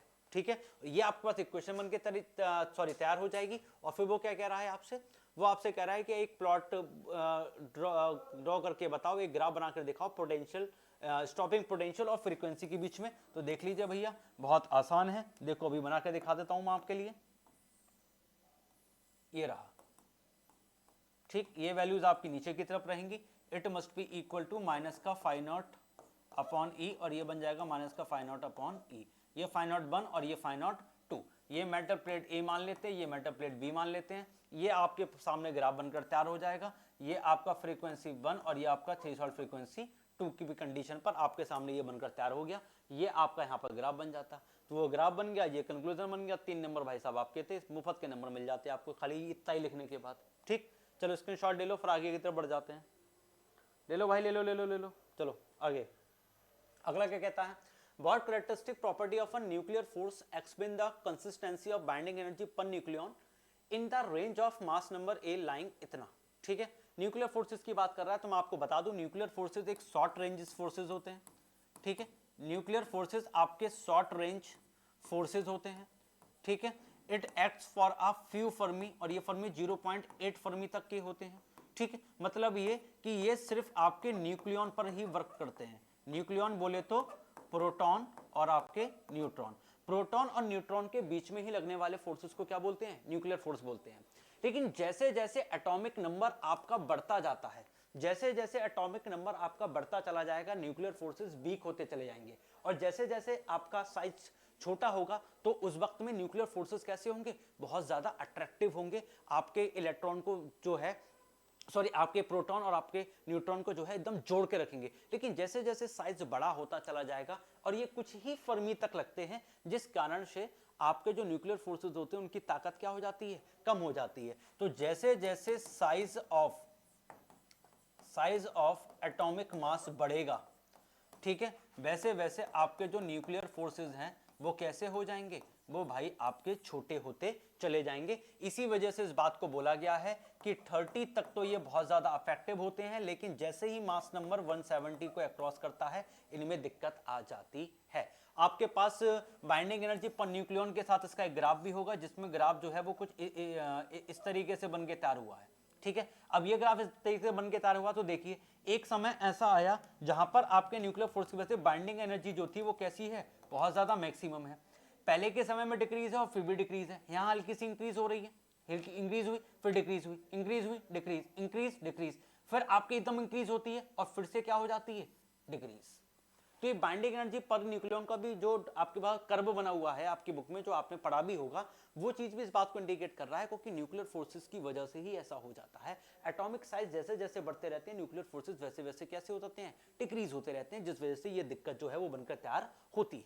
ठीक है, नेक्स्ट वाला क्या कहता है, show that the density of nucleus over a wide range of a nuclei is constant and independent of a mass number A. कहता है किस तरीके से इंडिपेंडेंट होते हैं, इस बात को आप मुझे बता दीजिए। तो सिंपल सी बात है, अगर मैं न्यूक्लियर डेंसिटी की बात करता हूं तो न्यूक्लियर मास और अपॉन में न्यूक्लियर मास की बात कर लेते हैं, और अपॉन में आपके पास क्या होता है, nuclear volume, which must be 4/3 pi R not cube. ठीक है, पाई आर क्यूब। ठीक है, हम जानते हैं आर का जो फॉर्मूला होता है वो न्यूक्लियर साइज से कितना होता है, आर नॉट ए की पावर 1/3 होता है। इसको उठाकर यहाँ लगा लेते हैं। ठीक है, तो ये कितना हो जाएगा, एम ए अपॉन 3 ऊपर आ जाएगा, 4 पाई आर की वैल्यू कितनी हो जाएगी, आर नॉट ए की पावर 1/3। ठीक है, अरे sorry, mass upon 4/3 pi R cube. ठीक है, तो 3m अपॉन कितना हो जाएगा, 4 पाई आर, उधर से कितना हो जाएगा, आर नॉट ए की पावर 1/3 है, और इस पूरे का क्या हो जाएगा, होल स्क्वायर हो जाएगा। तो ये कितना हो जाएगा, 3m आपका कितना हो जाएगा, हाँ, एटॉमिक मास जो है वो 4 पाई न्यूक्लियर मास डेंसिटी। ठीक है, 3a हो जाएगा, 4 पाई है, ये कितना हो जाएगा, आर नॉट की पावर क्यूब हो जाएगा, ये खाली a बचेगा, a से a कट जाएगा, न्यूक्लियर डेंसिटी कितनी आ जाएगी, it must be 3m upon 4 pi R not का क्यूब। ठीक, ये वाली वैल्यू आपके पास बनकर आ जाएगी। और जहां पर हम लोग देखें तो यहां पर कहीं पर भी एटॉमिक आपका मास नजर नहीं आ रहा है, और ये इस बात का सबूत है कि किसी भी तरीके की न्यूक्लियर डेंसिटी आपके एटॉमिक मासेस पर, आपके एटॉमिक साइज पर डिपेंड नहीं करती है। जिसका रीजन ये निकल कर आया कि किसी भी दो पार्टिकल्स, किसी भी दो स्पीसीज, किसी भी दो एलिमेंट का आप रेशो निकाल लीजिए डेंसिटीज का, उनका रेशो हमेशा कितना रहेगा, 1:1 का रहेगा। ठीक है, चलिए करके देख लीजिएगा, नहीं तो ये क्वेश्चन। अगला क्वेश्चन कहता है, draw the energy level diagram for the spectral series Lyman and Balmer. Lyman की बात करता हूं तो अगर मैं लाइमन की बात करता हूं तो लाइमन के लिए जो आपकी फाइनल स्टेट रहती है वो हमेशा 1 रहती है, और इनिशियल जो है आपकी it must be greater than 1, वो आपकी 1 से कैसी रहेगी, ग्रेटर रहेगी। ठीक है जी। और अगर मैं बार्मन सीरीज की बात करता हूं तो बार्मन सीरीज के लिए जो आपका इनिशियल स्टेट है, मतलब फाइनल स्टेट है, वो 2 रहती है, और इनिशियल स्टेट जो है वो आपकी हमेशा क्या रहेगी, 2 से ग्रेटर रहेगी। समझ के बात के लिए तो देख लीजिए जरा किस तरीके से बनकर आपका तैयार हो जाएगा। ये n इक्वल्स टू 1 है, ठीक, ये n इक्वल्स टू 2, ये आपका n इक्वल्स टू 3 है, और ये n इक्वल्स टू 4, यहाँ पर n इक्वल्स टू 5 है, एंड सो ऑन। ठीक है, तो यहीं से इतना ही एनर्जी लेवल डायग्राम बना के दिखा देता हूँ। लाइमन के लिए आप 5 से जंप करा दीजिए, ठीक, आप 4 से जंप करा दीजिए, आप 3 से जंप करा दीजिए, और आप 2 से जंप करा दीजिए। लेकिन ये सब के सब कहाँ पर आके रुकने चाहिए? ये सारे के सारे आके रुकने चाहिए सिर्फ 1 पर। अगर ये सब के सब इन सब की फाइनल स्टेज, ये कूदे कहीं से भी, पर इनकी फाइनल स्टेज अगर आपकी क्या है? 1 है, तो ये सारे के सारे क्या कहलाएंगे? This is called Lyman series. लेकिन अगर ये कहीं से भी कूद रहे हैं और आके सिर्फ रुक रहे हैं किसमें? सेकंड वाले में, ये सिर्फ सेकंड वाले में आके रुक रहे हैं, then the series is called Balmer series. तब ये सीरीज आपकी क्या कहलाएगी? बार्मल सीरीज कहलाएगी। ये बन गया स्पेक्ट्रल डायग्राम आपके लिए, किसके लिए? लाइमन और बार्मन के लिए। फिर साथ में क्या कह रहा है? इन द स्पेक्ट्रम, ठीक है, बात हमारा पहला वाला क्वेश्चन ठीक हो गया। फिर कहता है using the Rydberg formula for the spectrum of hydrogen atom calculate the largest and the shortest wavelength emission of the Barmer series. Barmer series के लार्जेस्ट और शॉर्टेस्ट की बात करता है। एम्पिरिकल फॉर्मूला मैं आपको बता देता हूं, 1 अपॉन लैम्डा इक्वल्स टू क्या होता है? RH अपॉन 1 अपॉन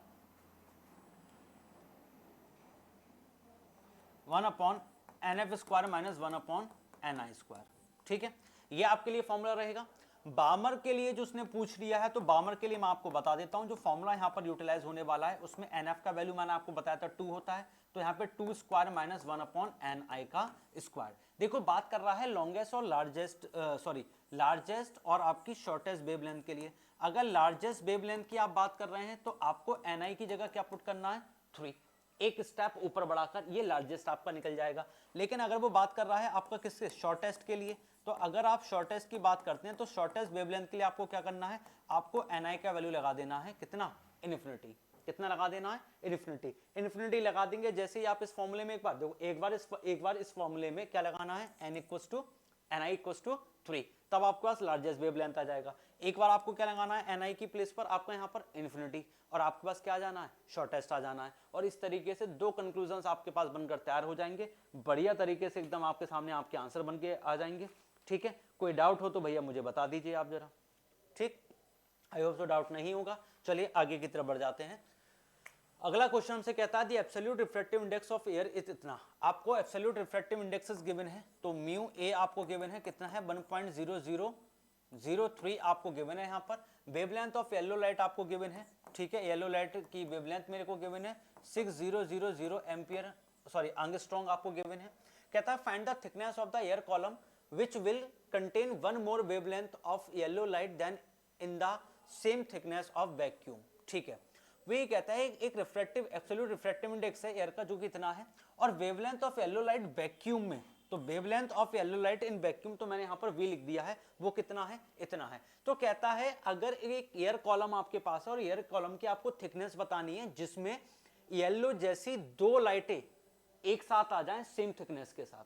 ठीक है, तो मैं आपको बता देता हूं, घबराने की जरूरत नहीं है। फॉर्मूला जब भी कभी इस तरीके का आए तो फॉर्मूला यहां पर यूटिलाइज कर लेना, T equals to lambda upon mu minus 1। क्या फॉर्मूला आपको पुट करना है? T equals to lambda upon mu minus 1। आप ये फॉर्मूला पुट कर लीजिए, आपके पास आपका आंसर निकल कर आ जाएगा। ठीक है, लैम्डा का जो वैल्यू है, लैम्डा टर्न्स इनटू लैम्डा जो है वो किस में कन्वर्ट हो जाएगा? वो आपका लैम्डा इन वैक्यूम में कन्वर्ट हो जाएगा। म्यू जो है वो म्यू ए बन जाएगा और माइनस का 1 आ जाएगा। वैल्यू आप पुट कर लीजिए सारी। T इक्वल्स टू आपका 2 mm जो है वो यहाँ पर आंसर निकलकर तैयार हो जाएगा। ठीक है, थिकनेस जो आएगी वो आपकी 2 mm निकल कर आ जाएगी। ठीक है, सोल्यूशन अब आपको करना है, मैंने आपको ट्रिक बता दिया है, झटपट तरीके से इसका सोल्यूशन कर लीजिए। कोई दिक्कत आ रही हो तो कमेंट सेक्शन में डाल दीजिएगा, मैं इसका पर्टिकुलर वीडियो बना के डाल दूंगा एक शॉर्ट पर, उस चीज को आप देख लीजिएगा। ठीक है, चलिए अगला क्वेश्चन मेरे से क्या कहता है? अगला क्वेश्चन मेरे से पूछ रहा है horizontal straight wire 10 metre long extended from east to west is falling with a speed of इतना at right angle to the horizontal component of the earth magnetic field इतना। ठीक है, ये हमको दे रखा है। फॉर्मूला निकालने के लिए क्या फॉर्मूला होता है? E equals to VLV। ठीक है, EMF की बात कर रहा है, चीज हमको दे रखी है। देखो V हमको दे रखा है, हमको L हमको लेंथ दे रखा है 10 मीटर का, और हमको स्पीड भी दे रखा है 5 मीटर पर सेकंड का। सारी वैल्यूज की मल्टीप्लिकेशन कर दीजिए, आपके पास क्या आ जाएगा? आपका final answer. And answer must be E equals to 1.5 into 10⁻³ volt. ये आपका आंसर निकल कर आ जाएगा। ठीक है, आई होप सो आपको बात समझ में आ रही होगी, है ना जी, गुड। ये आपका पास आंसर निकल कर आ जाएगा। सेकंड कह रहा है what is the direction of the EMF, EMF की डायरेक्शन क्या होगी, तो मैं आपको बता दूं ये डायरेक्शन हमेशा उल्टी रहती है, ये ईस्ट टू वेस्ट जा रहा है तो डायरेक्शन कैसी रहेगी, वेस्ट टू ईस्ट की रहेगी। अरे भाई देखो ना करंट जो है वो कैसा जा रहा है, ईस्ट टू वेस्ट जा रहा है, तो हमेशा इसकी अपोजिट डायरेक्शन में ईएमएफ इंड्यूस्ड होती है, तो ईएमएफ की डायरेक्शन क्या रह जाएगी, हो जाएगी वेस्ट टू ईस्ट। पहले वाले का आंसर इससे निकालोगे, दूसरे वाले का आंसर ये हो गया। तीसरा कहता है which end of the wire is the higher electric potential, कौन से एंड का जो पोटेंशियल है वो हायर होगा। देखो करंट जा कहां से रहा है, ईस्ट टू वेस्ट जा रहा है, तो भैया आपको जानते हैं पोटेंशियल जो होता है वो हमेशा कहां होता है, वो हायर से लोअर पोटेंशियल की तरफ बढ़ता है। कहां से कहां बढ़ता है, हायर टू लोअर। जब ईस्ट से वेस्ट की तरफ जा रहा है तो कौन से वाले हिस्से में सबसे ज्यादा पोटेंशियल होगा, हिस्सा में होगा ईस्ट वाले में। किस वाले में होगा, ईस्ट वाले में। ये आपका सोल्यूशन हो गया। बेहतर तरीके से देख लो, हमने यहाँ पे क्वेश्चंस को लगा लिया है। ठीक है, चलिए आगे की तरफ बढ़ जाते हैं। और में हमारे पास एक और आ गया, सेल्फ इंडक्टेंस की बात कर रहा है, कह रहा है इसको डिफाइन कर दीजिए। तो जब भी कभी सेल्फ इंडक्टेंस में क्या है, करंट आप इसके अंदर प्रोड्यूस करेंगे, करंट आपका फ्लो होगा अगर सेम वायर के अंदर ही आपका ईएमएफ इंड्यूस्ड हो जाए। क्या हो जाए, सेम वायर के अंदर ही अगर आपका करंट जिस वायर में फ्लो हो रहा है, अगर उसी इंडक्टेंस में आपका ईएमएफ भी क्या हो जाए, डेवलप्ड हो जाए, इंड्यूस्ड हो जाए, तो उसी इंडक्टेंस को क्या बोला जाता है, सेल्फ इंडक्टेंस बोला जाता है। समझ गए, which is equal to the flux is directly proportional to I होता है। फ्लक्स इज इक्वल टू कितना हो जाएगा यहाँ पर, L I, and L is the coefficient of self inductance. ठीक है, तो the rate of the changing of the magnetic flux linked with the produce of electric current and the self induction of a EMF in the with in a same coil. जब भी कभी magnetic flux बदलता है तो हम जानते हैं कि करंट इंड्यूस्ड होता है। अब मैग्नेटिक फ्लक्स चेंज होने से करंट इंड्यूस्ड होता है, और करंट के इंड्यूस्ड होने की वजह से ईएमएफ भी उसी कॉइल में इंड्यूस्ड हो जाए, तब इसी कंसेप्ट को क्या बोलते हैं, सेल्फ इंडक्टेंस। ऐसा यूनिट की बात कर रहा है तो ऐसा यूनिट क्या होती है, it's Henry denoted by H. ठीक है, दो फैक्टर्स की बात कर रहा है जिस पर आपकी इंडक्टेंस की ईयर कोड जो होती है वो डिपेंड होती है। तो आप पहला मान लीजिए नेचर ऑफ द मटेरियल, पहला क्या है, नेचर ऑफ मटेरियल पे आप डिपेंड करा लीजिए। ठीक है, बोले दूसरा फैक्टर क्या होगा, तो नंबर ऑफ टर्न्स पर करा लीजिए। किस पर करा लीजिए, नंबर ऑफ टर्न्स पर। ये जो कॉइल्स हैं इसके नंबर ऑफ टर्न्स पर आप डिपेंड भी करा लीजिए। ये आपके पास फैक्टर आ जाएंगे। ये 3 नंबर का क्वेश्चन था भैया जो आपका बनकर हो गया तैयार। समझ के बात के लिए आई होप आपको समझ में आया होगा। स्क्रीनशॉट भैया लेते हुए चलिएगा। ठीक, चलिए अगला, भाव भाई भाव, सेक्शन डी हमारे सामने आ गया है। चलो झटपट तरीके से भाई इसके भी जो है आंसर्स हम लोग लगा लेते हैं। ठीक है जी, चलिए आगे की तरफ बढ़ते हैं। चलो देखते हैं जरा क्या निकल कर आ रहा है हमारे सामने। ये आपको कुछ यहाँ पर गिवन है, कुछ रेडियो वेव्स हैं, ईएमडब्ल्यू से आपको यहाँ पे क्वेश्चन है। ठीक है, चलो देख लेते हैं जरा क्या कह रहा है। कहता है if BG BM and BX and BM, BG बोले तो gamma rays, velocity of X rays and velocity of microwaves are the speeds of gamma rays, X rays, microwave respectively, then कहता है किसका सेम होगा। देखो भैया अगर इस चीज को निकालना है तो मैं ये बात जानता हूं, बोले क्या, C equals to nu lambda. एक रिलेशन होता है C equals to nu lambda का। C is the speed of light in vacuum, nu is the frequency of that light, and lambda is the wavelength of that light. देखो भैया electromagnetic waves की बात हो रही है, ये तीनों की तीनों गामा रेज, एक्स रेज और माइक्रोवेव्स, ये सारी की सारी क्या है, these all are electromagnetic waves, and electromagnetic waves propagates with the same speed in the vacuum, और ये वैक्यूम में सेम स्पीड के साथ ट्रेवल करती हैं। तो इनका जो रिलेशन होगा वो ऑप्शन बी के साथ, वो जो रिलेशन है वो ऑप्शन डी के साथ जाएगा। मतलब ये कि ये तीनों की स्पीड कैसी होगी, इनकी स्पीड बिल्कुल सेम होगी। समझ गए, चलिए अगले वाले की बात कर लेते हैं। अगला वाला भाई देखो मेरे से क्या कह रहा है, विच of the following will deflect in electric field, ऐसा कौन है जो इलेक्ट्रिक फील्ड में डिफ्लेक्ट हो जाएगा, अल्ट्रावायलेट, एक्सरे नहीं, गामा रे नहीं, कैथोड रेज, बिल्कुल जी हाँ, क्योंकि कैथोड रेज से ही तो इलेक्ट्रॉन निकल कर आया था। समझ गया बात के लिए, गुड बच्चे, good bye. X rays are detected by, gamma rays, gamma rays are detected by, gamma rays किससे डिटेक्ट की जाती हैं, तो ionisation chamber is your correct answer. Ionisation chamber के साथ आपकी गामा रेज को क्या करा जाता है, डिटेक्ट कर लिया जाता है, क्योंकि ये इस चैम्बर में जाने के बाद पेनिट्रेशन करती है।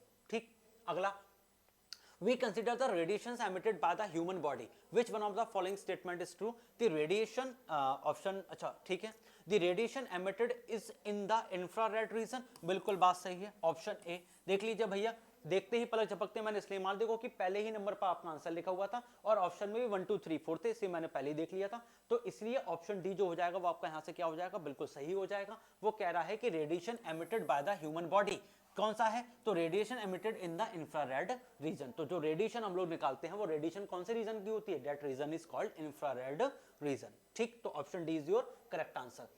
Frequency of electromagnetic waves which best situated to observe a particle of radius इतना सेंटीमीटर in order of, किस ऑर्डर का वो होगा, तो भैया रिलेशन मैंने आपको बताया था, C equals to nu lambda आप लगा दीजिए, आपका आंसर आ जाएगा। ठीक, और ऑप्शन ए जो है यहाँ से बिल्कुल सही आंसर होगा, लगा लेना, जो आंसर आएगा मेरे को बताना यहाँ पे कैलकुलेट करके, और जो आंसर है वो कितना बनकर आ जाएगा, वो आंसर आपका इतना बनकर तैयार हो जाएगा, विच इज 10 × 10⁻14 हर्ट्ज। बस इतना ध्यान रख लेना, ये जो है भैया सेंटीमीटर की फॉर्म में दे रखा है, इसको मीटर में जरूर बदल लेना, वरना आंसर गड़बड़ी ही आएगा। ठीक है, चलो ये पहली केस स्टडी हो गई, ये दूसरी केस स्टडी आ गई, 30 क्वेश्चन है, इसके बाद सिर्फ 3 ही क्वेश्चन बचे हैं, वो भी लॉन्ग हमारे, उसके बाद पूरा का पूरा हमारा जो सैंपल पेपर है बढ़िया तरीके से खत्म हो जाएगा। फटाफट से इसको भी कर लेते हैं। कूलाम्स लॉ, पहले ही चैप्टर से बेटा केस स्टडी आ गई है, देख लीजिए क्या कहता है। इन कूलाम्स लॉ ये वैल्यू आपको पास गिवन है, then on which of the following factors does the probability constant के डिपेंड्स, के किस पे डिपेंड करता है, तो it depends on the nature of the medium between the two charges, दो चार्जेस के मीडियम के नेचर पर डिपेंड करता है, तो ऑप्शन ए जो हो जाएगा वो यहां से आपका क्या हो जाएगा, बिल्कुल सही आंसर हो जाएगा, option A is your correct answer.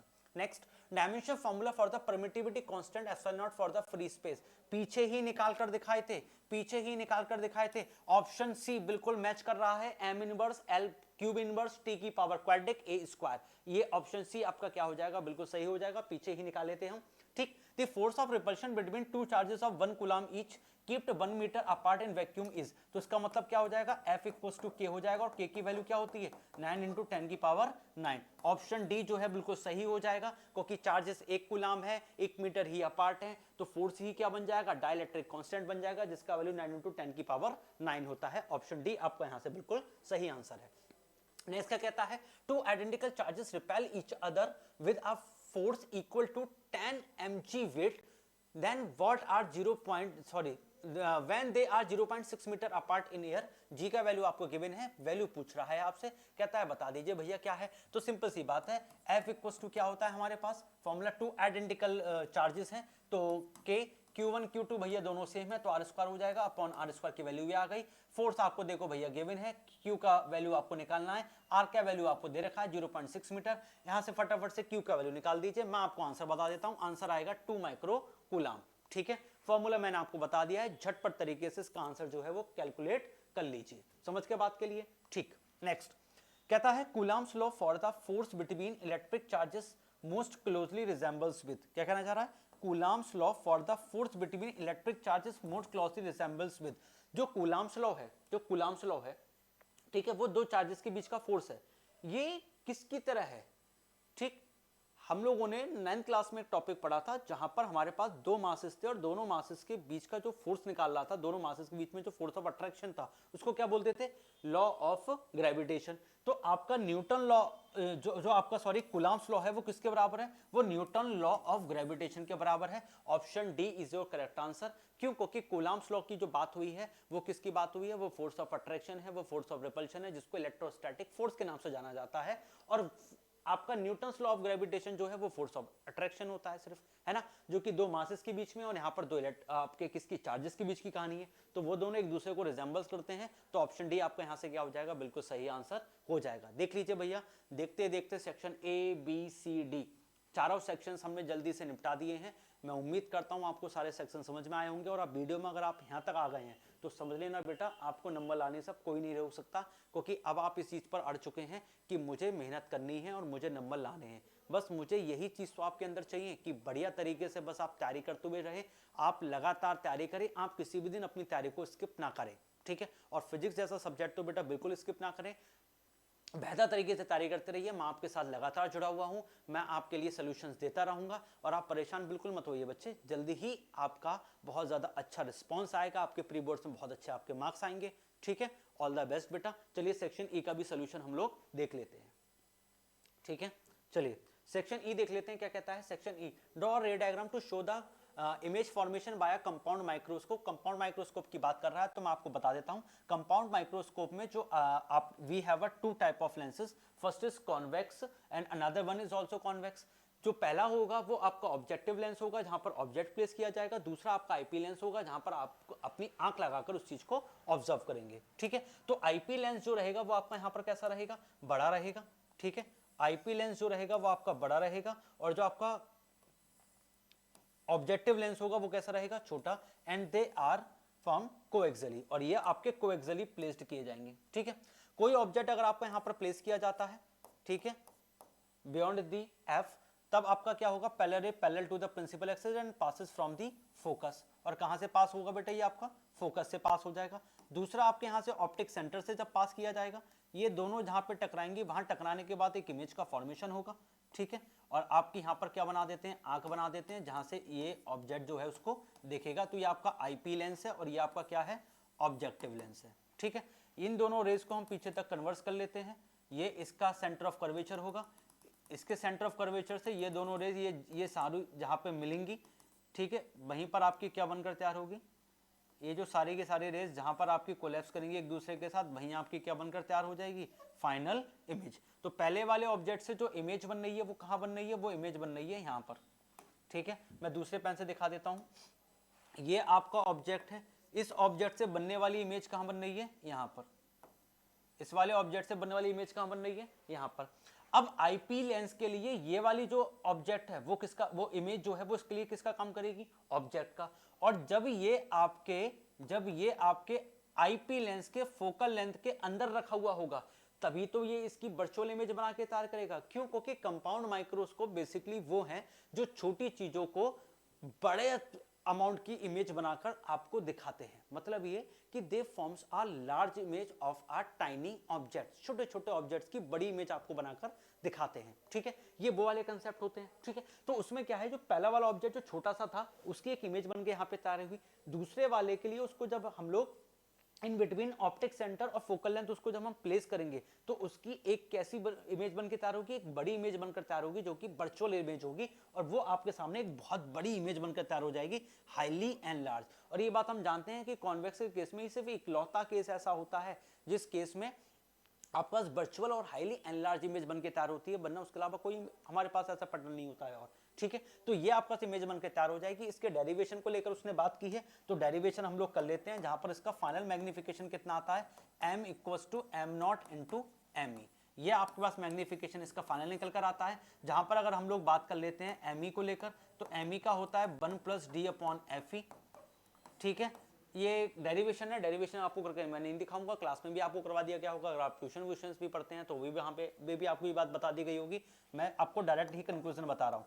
Am not का जो वैल्यू आएगा वो आपका किसके टर्म्स में आ जाएगा, अगर आप डिस्टेंस के टर्म्स में करते हैं तो बी नॉट अपॉन आपका यू नॉट आ जाएगा, और आप उसके टर्म्स में करते हैं it must be L upon F not आ जाएगा। ये रिलेशंस आपके निकल कर आ जाएंगे, ठीक है। जिसकी वैल्यू नेगेटिव में होगी तो आपको यहाँ पर क्या लेना पड़ेगा, आपको यहाँ पर मॉडल्स लेना पड़ जाएगा इनका, और ये वाला एम नॉट का वैल्यू है। दोनों वैल्यू उठाकर आप यहाँ पे लगा देंगे तो आपके पास क्या आ जाएगा, आपका फाइनल कंक्लूजन आ जाएगा, आपके पास आपका फाइनल मैग्निफिकेशन यहाँ पर बनकर तैयार हो जाएगा। समझ गया बात के लिए। तो इस तरीके से ये इसका डायग्राम रहेगा, वो इसका कंक्लूजन रहेगा, ये आप यहाँ पर करके दिखा देंगे, आपके पास आपका कंपाउंड माइक्रोस्कोप का डेरिवेशन तैयार है। समझ गए, चलो देख लो इसको, फिर आगे बढ़ जाते हैं।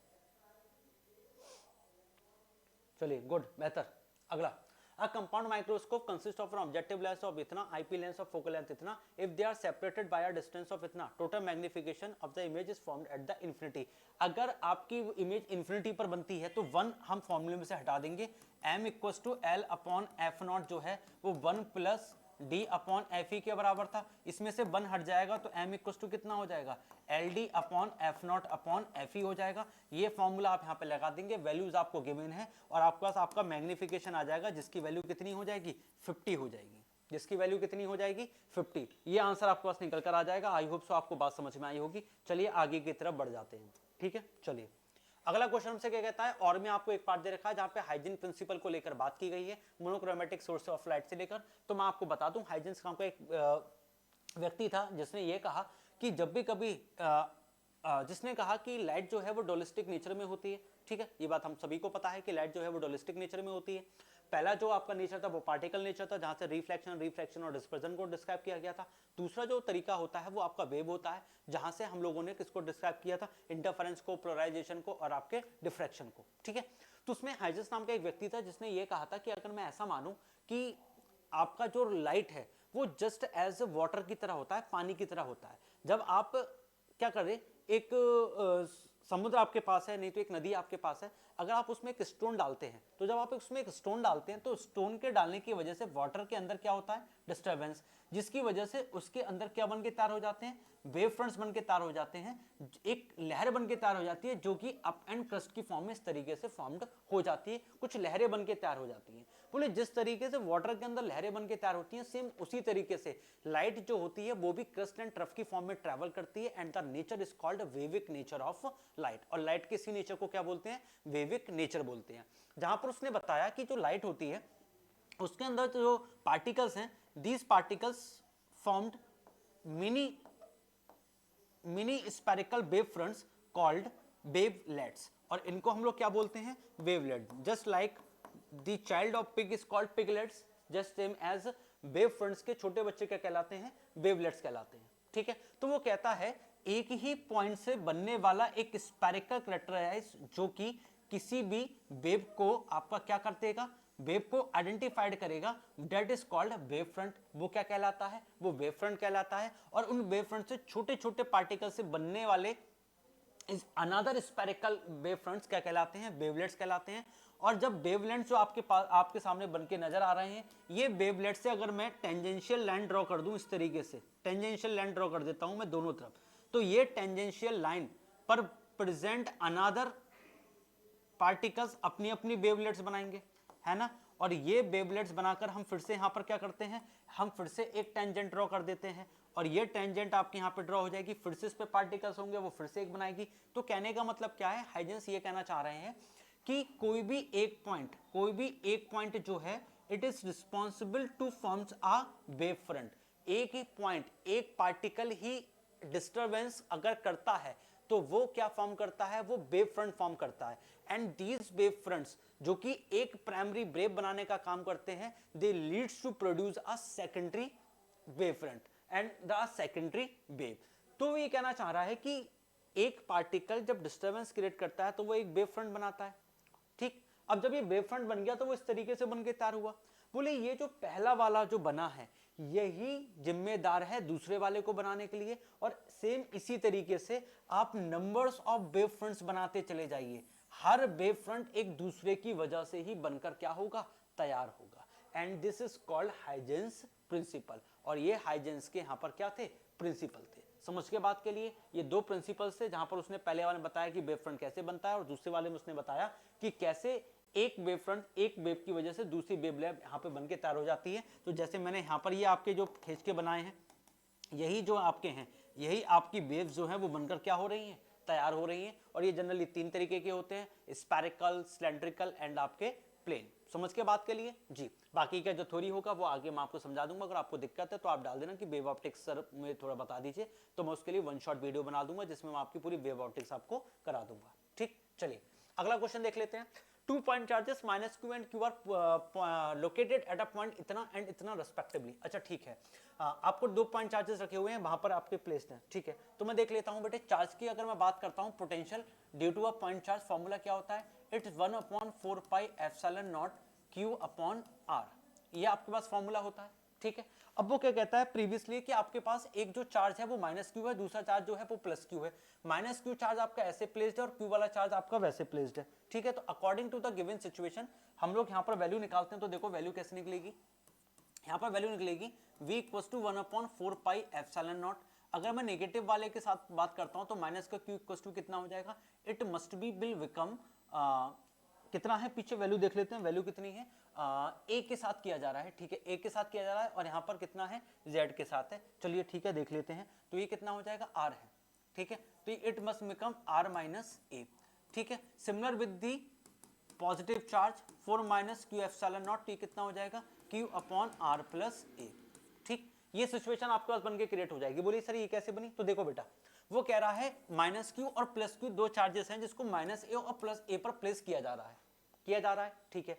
अब आप नीचे की तरफ देख लीजिए, हमारे पास ये फॉर्मूला होता है आर जो हमारे पास यहाँ पर गिवन है, अगर मान लेता हूं कि ये जो है ये कार्टेशियन प्लेन पर आपके सामने रखा हुआ है and R is your resultant vector, R क्या है आपका रिजल्टेंट वेक्टर है, तो इसका वैल्यू किसके इक्वल होगा, R equals to sum of X square plus Y square plus Z square, these are the distances cover on X Y Z axis.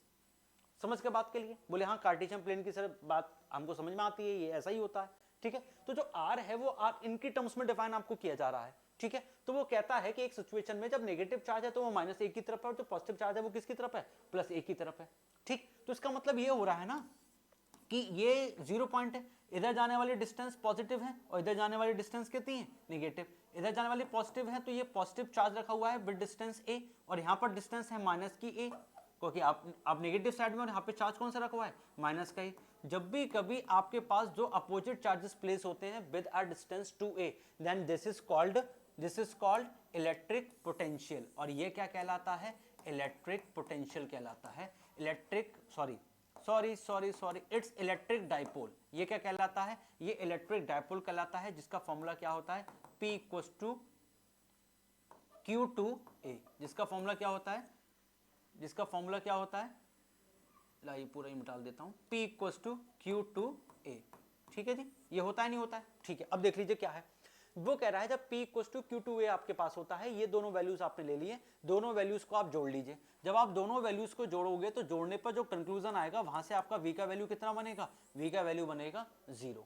अब how sir, ऐसे कैसे, देखो ना भैया, ये माइनस के साथ है, ये प्लस के साथ है, पूरी वैल्यूज क्या हो जाएंगी, these are cancel out to each other, ये कैसे हो जाएंगे, आपस में कैंसिल आउट हो जाएंगी, फाइनल आपका पोटेंशियल कितना हो जाएगा, 0 हो जाएगा। तो वो कहता है पहले वाले में the electrostatic potential at 0,0 Z और x, y, 0, बोले इसका क्या आ जाएगा, मीन वाले अगर आप इसकी वैल्यू निकालेंगे तो v इक्वल्स टू आपके पास कितना आएगा, 1/4 पाई एप्सिलॉन नॉट आ जाएगा, ऊपर का q है और नीचे वैल्यू क्या बनेगी, it should be Z square plus Y square plus का जेड स्क्वायर। इन टर्म्स में आप दो इक्वेशन बनाकर फॉर्म करेंगे और जो आपके पास एट लास्ट कंक्लूजन जो निकल कर आएगा, ठीक है, वो कंक्लूजन कैसे टर्म्स में होगा, वो कंक्लूजन इसी टर्म्स में निकल कर आएगा, 1/4 pi epsilon naught q upon X square plus Y square plus Z square. क्यों, क्योंकि जो वैल्यू आपके पास बनकर तैयार हो रही है वो कैसी हो रही है, वो 0,0 जेड हो रही है और x, y, 0 हो रही है। तो ओवरऑल जो r होगा वो किसके टर्म्स में डिफाइन किया जाएगा, in terms of X square plus Y square plus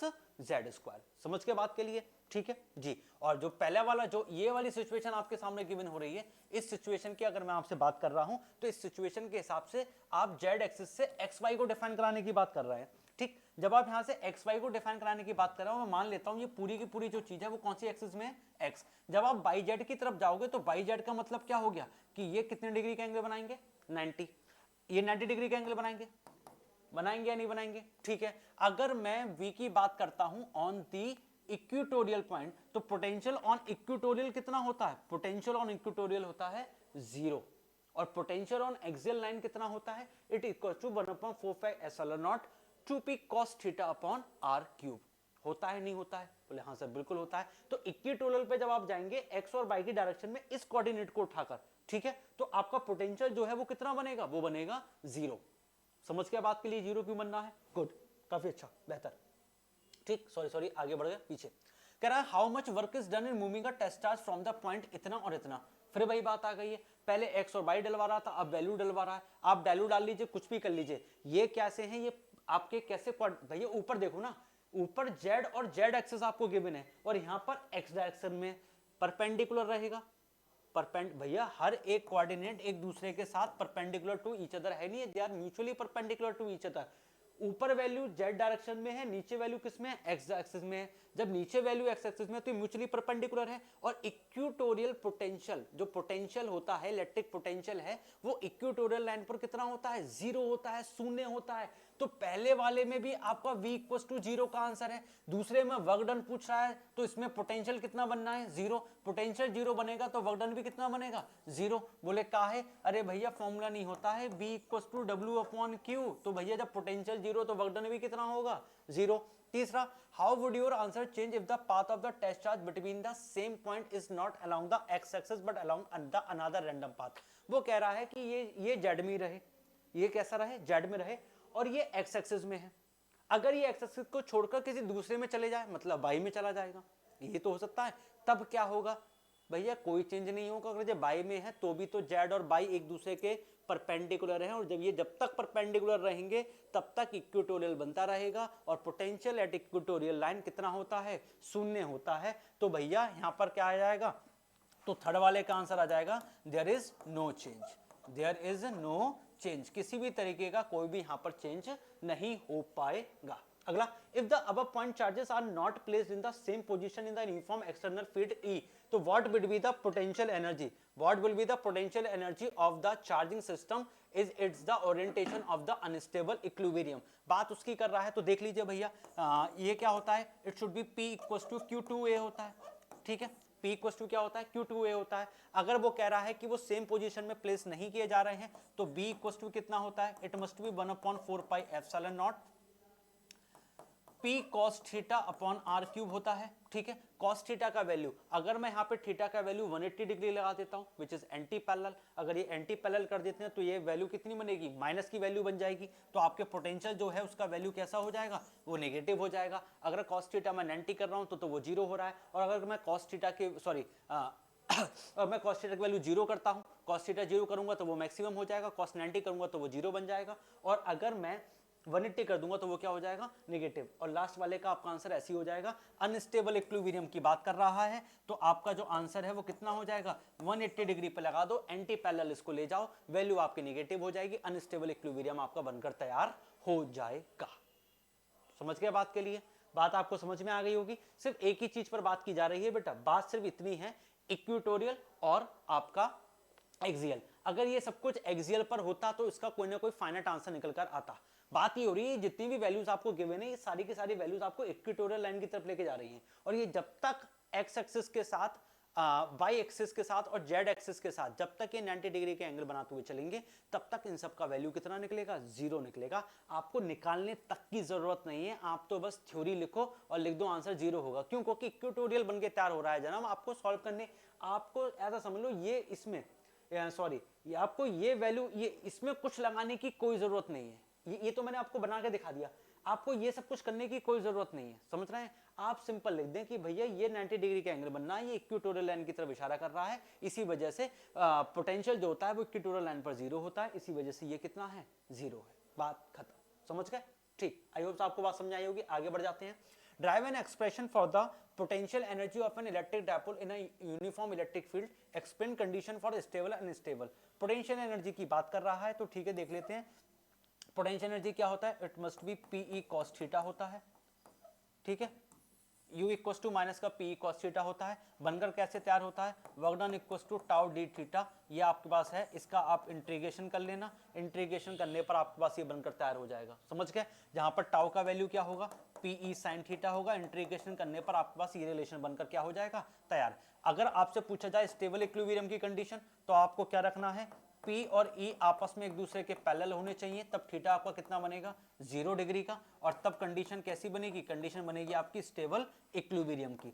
और अगर आपके ये दोनों एंटी पैरेलल हो गए, कैसे हो गए, एंटी पैरेलल हो गए, तो मतलब आपका जो थीटा है वो कितने का बनेगा, 90 डिग्री का, तब कंडीशन जो है वो कैसी हो जाएगी, डेट इज अनस्टेबल। तब आपकी कंडीशन कैसी हो जाएगी, डेट इज अनस्टेबल। समझ गए, तो इस तरीके से आपको यहाँ पर ए वाले का आंसर मिल जाता, जिसमें आप पहले इंटीग्रेशन करके दिखा देते, जहां पर यू का फॉर्मूला माइनस का PE cos थीटा निकल कर आ जाता। वो दो सिचुएशन आपके सामने निकल कर आ जाती है, स्टेबल की और अनस्टेबल इक्विलिब्रियम की, ठीक है। 3 नंबर का ये क्वेश्चन था, ये आपको बनकर हो जाता तैयार। अब बी वाला पार्ट कर लेते हैं, जो कि बचे हुए 2 क्वेश्चन का है, क्योंकि 5 नंबर का हमारे पास हमारा क्वेश्चन है। Is the electrostatic potential necessary 0 at a point where the electric field is 0? वो कह रहा है कि इलेक्ट्रोस्टैटिक पोटेंशियल आपका 0 हो सकता है where the electric field is not 0। वो कह रहा है क्या ऐसा जरूरी है कि जहां इलेक्ट्रिक फील्ड 0 होगा वहां पोटेंशियल भी 0 होगा। वो कह रहा है ऐसा कुछ है, तो मैं आपको बता देता हूं। चैप्टर की स्टार्टिंग में ही आपको एक कहानी बताई गई थी। ऑन ए इक्विपोटेंशियल सरफेस बी आपके कैसे होते हैं, कांस्टेंट होते हैं, पर electric field inside the conductor कितनी होती है, 0 होती है। तो जब ये 0 होती है तो भैया बी कैसे हो जाता है, कांस्टेंट हो जाता है। यहाँ पर आपकी बात निकल कर यहाँ पर आ जाएगी और इस तरीके से आपको यहाँ पर आंसर हो जाएगा। और मेन आंसर जो है वो सेकंड वाले का क्या होगा, नो होगा। कंक्लूजन दे दोगे, कहानी आपकी खत्म। समझ गए, ठीक। लास्ट चैप्टर रह गया है बेटे इसका, इसको भी फटाफट निपटाई लेते हैं, ठीक है। झटपट तरीके से इसे भी कर लो। क्या कह रहा है, with the help of a suitable diagram working पूछ रहा है, ट्रांसफॉर्मर की ऑब्टेन द रिलेशन कह रहा है, ठीक है। अब वर्किंग की मैं आपको बता देता हूं, इसका प्रिंसिपल भी आपको बता देता हूं। प्रिंसिपल जो बेसिकली है वो आपके म्यूचुअल इंडक्टेंस पर डिपेंड होता है। किस पर डिपेंड होता है, म्यूचुअल इंडक्टेंस में। मतलब एक कॉइल में आपका करंट जो है वो फ्लो होगा, तो दूसरे कॉइल में क्या इंड्यूस्ड होगी, आपकी ईएमएफ। समझ गए बात के लिए, गुड। बाकी इसका वर्किंग का मेन प्रिंसिपल बता देता हूं। They convert high voltage low current, high voltage low current को किस में बदलेंगे, इन लो वोल्टेज हाई करंट। किस में बदल देंगे, लो वोल्टेज हाई करंट। समझ गए ऑर्डर, गुड। वर्किंग में आप लोग बना लेंगे बढ़िया सा एकदम एकदम इस तरीके से एक डायग्राम है बच्चे, इस डायग्राम को आप फॉर्म कर लेना ट्रांसफॉर्मर के, ठीक है। रिलेशंस की मैं बात कर लेता हूं, कुछ रिलेशंस आपको जैसे पता होने चाहिए। अगर आपको पोटेंशियल जो है प्राइमरी और सेकेंडरी दो कॉइलें आपके पास रहेंगी, क्योंकि जैसे मैंने आपसे कहा कि एक में आपको करंट फ्लो कराना है, दूसरे में आपका ईएमएफ इंड्यूस्ड होगा, ठीक है। तो पहला वाला जो है वो प्राइमरी ले लेते हैं और दूसरा वाला क्या ले लेते हैं, सेकेंडरी। तो मैं आपको रिलेशंस की बात बता देता हूं, ठीक है। Relations for the potential, it's BP over BS, मतलब potential in primary coil upon the potential in secondary coil. अगर इस बात का टर्म हम लोग किसके साथ कर लेते हैं, नंबर ऑफ टर्न्स के साथ, तो it being directly proportional to each other. तब ये रिलेशंस कैसे होते हैं, directly proportional to each other होते हैं। अगर इसी रिलेशन को मैं करंट के साथ देख लूं, किसके साथ देख लूं बेटा, करंट के साथ, तब ये वाले जो रिलेशन है वो कैसे होते हैं, इनवर्सली होते हैं। तो यहां पर क्या बनेगा, I S upon I P. ये दो रिलेशन आपके पास बन के तैयार हो जाएंगे, ये रिलेशन पहला और ये रिलेशन आपका दूसरा। दोनों रिलेशन को इक्विवेलेंट कर लीजिए, आपके पास एक फाइनल रिजल्ट बनकर तैयार हो जाएगा और वहां से आपका एक पोटेंशियल और आपके करंट के बीच में एक आपको यहाँ पर रिलेशन बनकर तैयार हो जाएगा, ठीक है। वही उसी की वो बात कर रहा था, वही आपसे पूछ रहा था। इस चीज को आप वहां पर लिखकर दिखा देंगे और ये जो ऊपर वाला पार्ट है वो 3 नंबर में आपका बनकर क्या हो जाएगा, तैयार। आगे क्या कह रहा है कि give the input current 15 ampere and the output voltage, sorry input voltage of इतना for a step up transformer having 90% efficiency, find the output power and the voltage in the secondary if the output current is इतना। तो मैं आपको बता देता हूं, देख ली भाई, एक कंक्लूजन वाली बात है, यहां पर इफिशियंसी को लेकर बात की जा रही है, ठीक है। जब इफिशियंसी को लेकर बात की जा रही है, सबसे पहले यहां पर देखो इफिशियंसी के फॉर्मूले की बात कर लेते हैं। तो इफिशियंसी का फॉर्मूला क्या होता है, इट्स आउटपुट पावर, क्या होता है, इट्स आउटपुट पावर, और अपॉन क्या होता है, इनपुट पावर।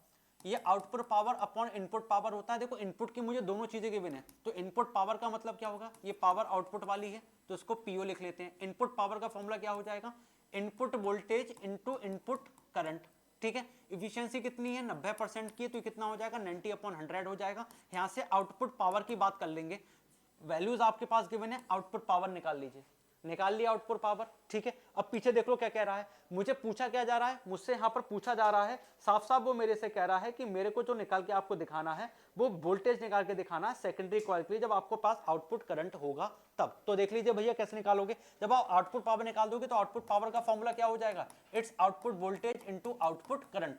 आउटपुट करंट का आपको वैल्यू गिवन है, जो वैल्यू आपके पास यहां पर निकल कर आएगी उस वैल्यू के साथ क्या करना है, सॉरी उस वैल्यू के साथ आपको क्या करना है, आई नॉट का डिवाइड करा देना और आपके पास बी नॉट के वैल्यू निकल कर आ जाएगी, ठीक है। बी नॉट की वैल्यू जो निकल कर आ रही है वो 450 वोल्ट निकल कर आएगी और इसकी जो वैल्यू निकल कर आएगी वो 1350 निकल कर आएगी वॉट, ठीक है। आंसर्स मैं आपको बता दे रहा हूं, वैल्यूज मैंने पीछे आपको बता दी हैं, फटाफट से लगा दीजिए, फॉर्मूला आपके सामने है, झटपट आंसर निकाल के बताओ बेटा कि आंसर आपका सही आया या नहीं आया, ठीक। ले लिया स्क्रीनशॉट, चलो अगला question, last question of this series, ये सैंपल पेपर का आपका आखिरी क्वेश्चन है, इसे भी लगा लेते हैं, ठीक है। चलो देखते हैं जरा ये क्वेश्चन कहना क्या चाह रहा है। कह रहा है series LCR circuit is connected to an AC source having voltage इतना, एक वोल्टेज आपको यहां पर गिवन है, एक्सप्रेशन रिवाइज करा रहा है इंस्टेंटेनियस करंट आई के लिए, ठीक है। कोई दिक्कत वाली बात नहीं है। देखो भैया एक कंडीशन आप जानते हैं और वो कंडीशन आप बखूबी जानते हैं, क्या कि अगर हम इंपीडेंस की बात करते हैं तो Z इक्वल टू क्या होता है, इट्स E अपॉन I होता है, ठीक है। ERMS अपॉन IRMS देख लोगे, ए नॉट अपॉन आई नॉट के टर्म्स में देख लोगे तब भी वैल्यू यही निकल कर आएगी, which is equal to R square plus XL minus XC का होल स्क्वायर, ये होता है। ठीक है, पोटेंशियल का वैल्यू अगर ये है तो करंट के टर्म्स में आपसे आंसर पूछा है कि करंट के टर्म्स में आपका आंसर क्या हो जाएगा, तो मैं आपको यहां से बता देता हूं।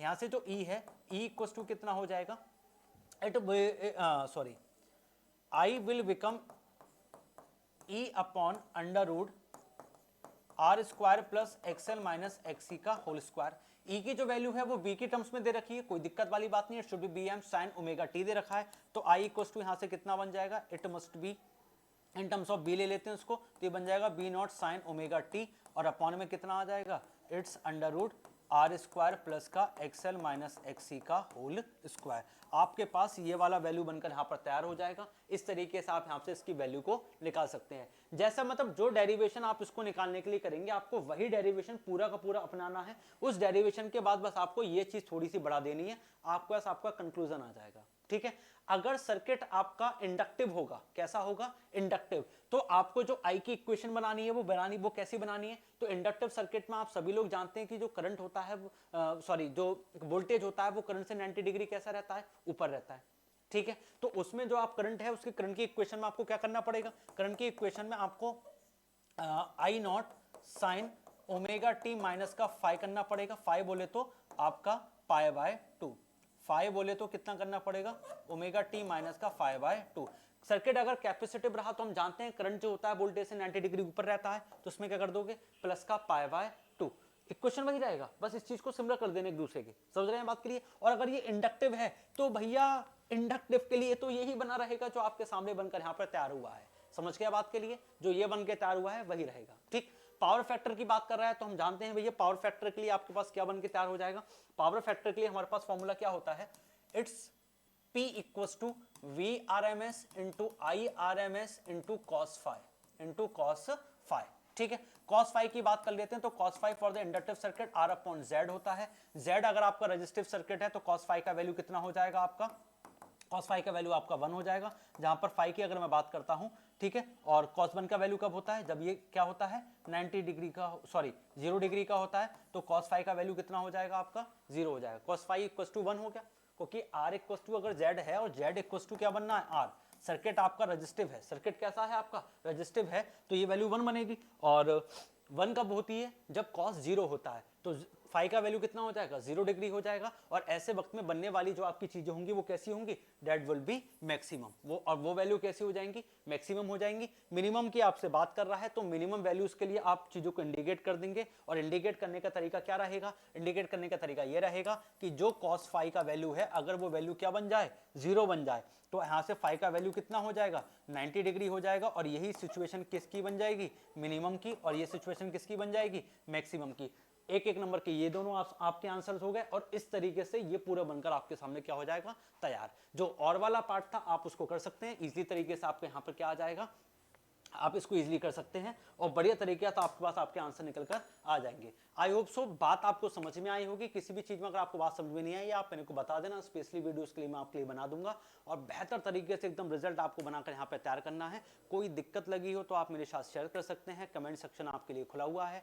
ठीक है, इस तरीके से देख लीजिए हमने अपना पूरा का पूरा सोल्यूशन जो है वो हमने लगा दिया है। चलिए भैया देख लीजिए, लाइक शेयर कमेंट का बात आ गई है तो ये फटाफट से आप कर दीजिएगा, ये तो भैया आपका काम है, मैंने तो अपना काम कर ही दिया है। आई होप सो आपको वीडियो अच्छी लगी हो तो दोस्तों के साथ शेयर कर दीजिएगा, अपने व्हाट्सएप ग्रुप में ट्रांसफर कर दीजिएगा, ताकि सभी लोग इस चीज़ को देखकर थोड़ा सा भला हो सके। ठीक है, सैंपल पेपर मैंने आज पूरा सॉल्व किया था, जहाँ पे मैंने आपके सारे के 33 क्वेश्चंस मैंने आपके यहाँ पे लगवाए हैं। आई होप सो आपको वीडियो अच्छी लगी होगी, तो चैनल हमको सब्सक्राइब कर दीजिएगा, अगर आप चैनल पर नए हैं वीडियो को लाइक कर दीजिएगा, वीडियो को अपना ढेर सारा प्यार दीजिएगा। थैंक यू, बाकी मिलते हैं हम लोग कल। ठीक है, चलिए बाकी एंजॉय योर मील।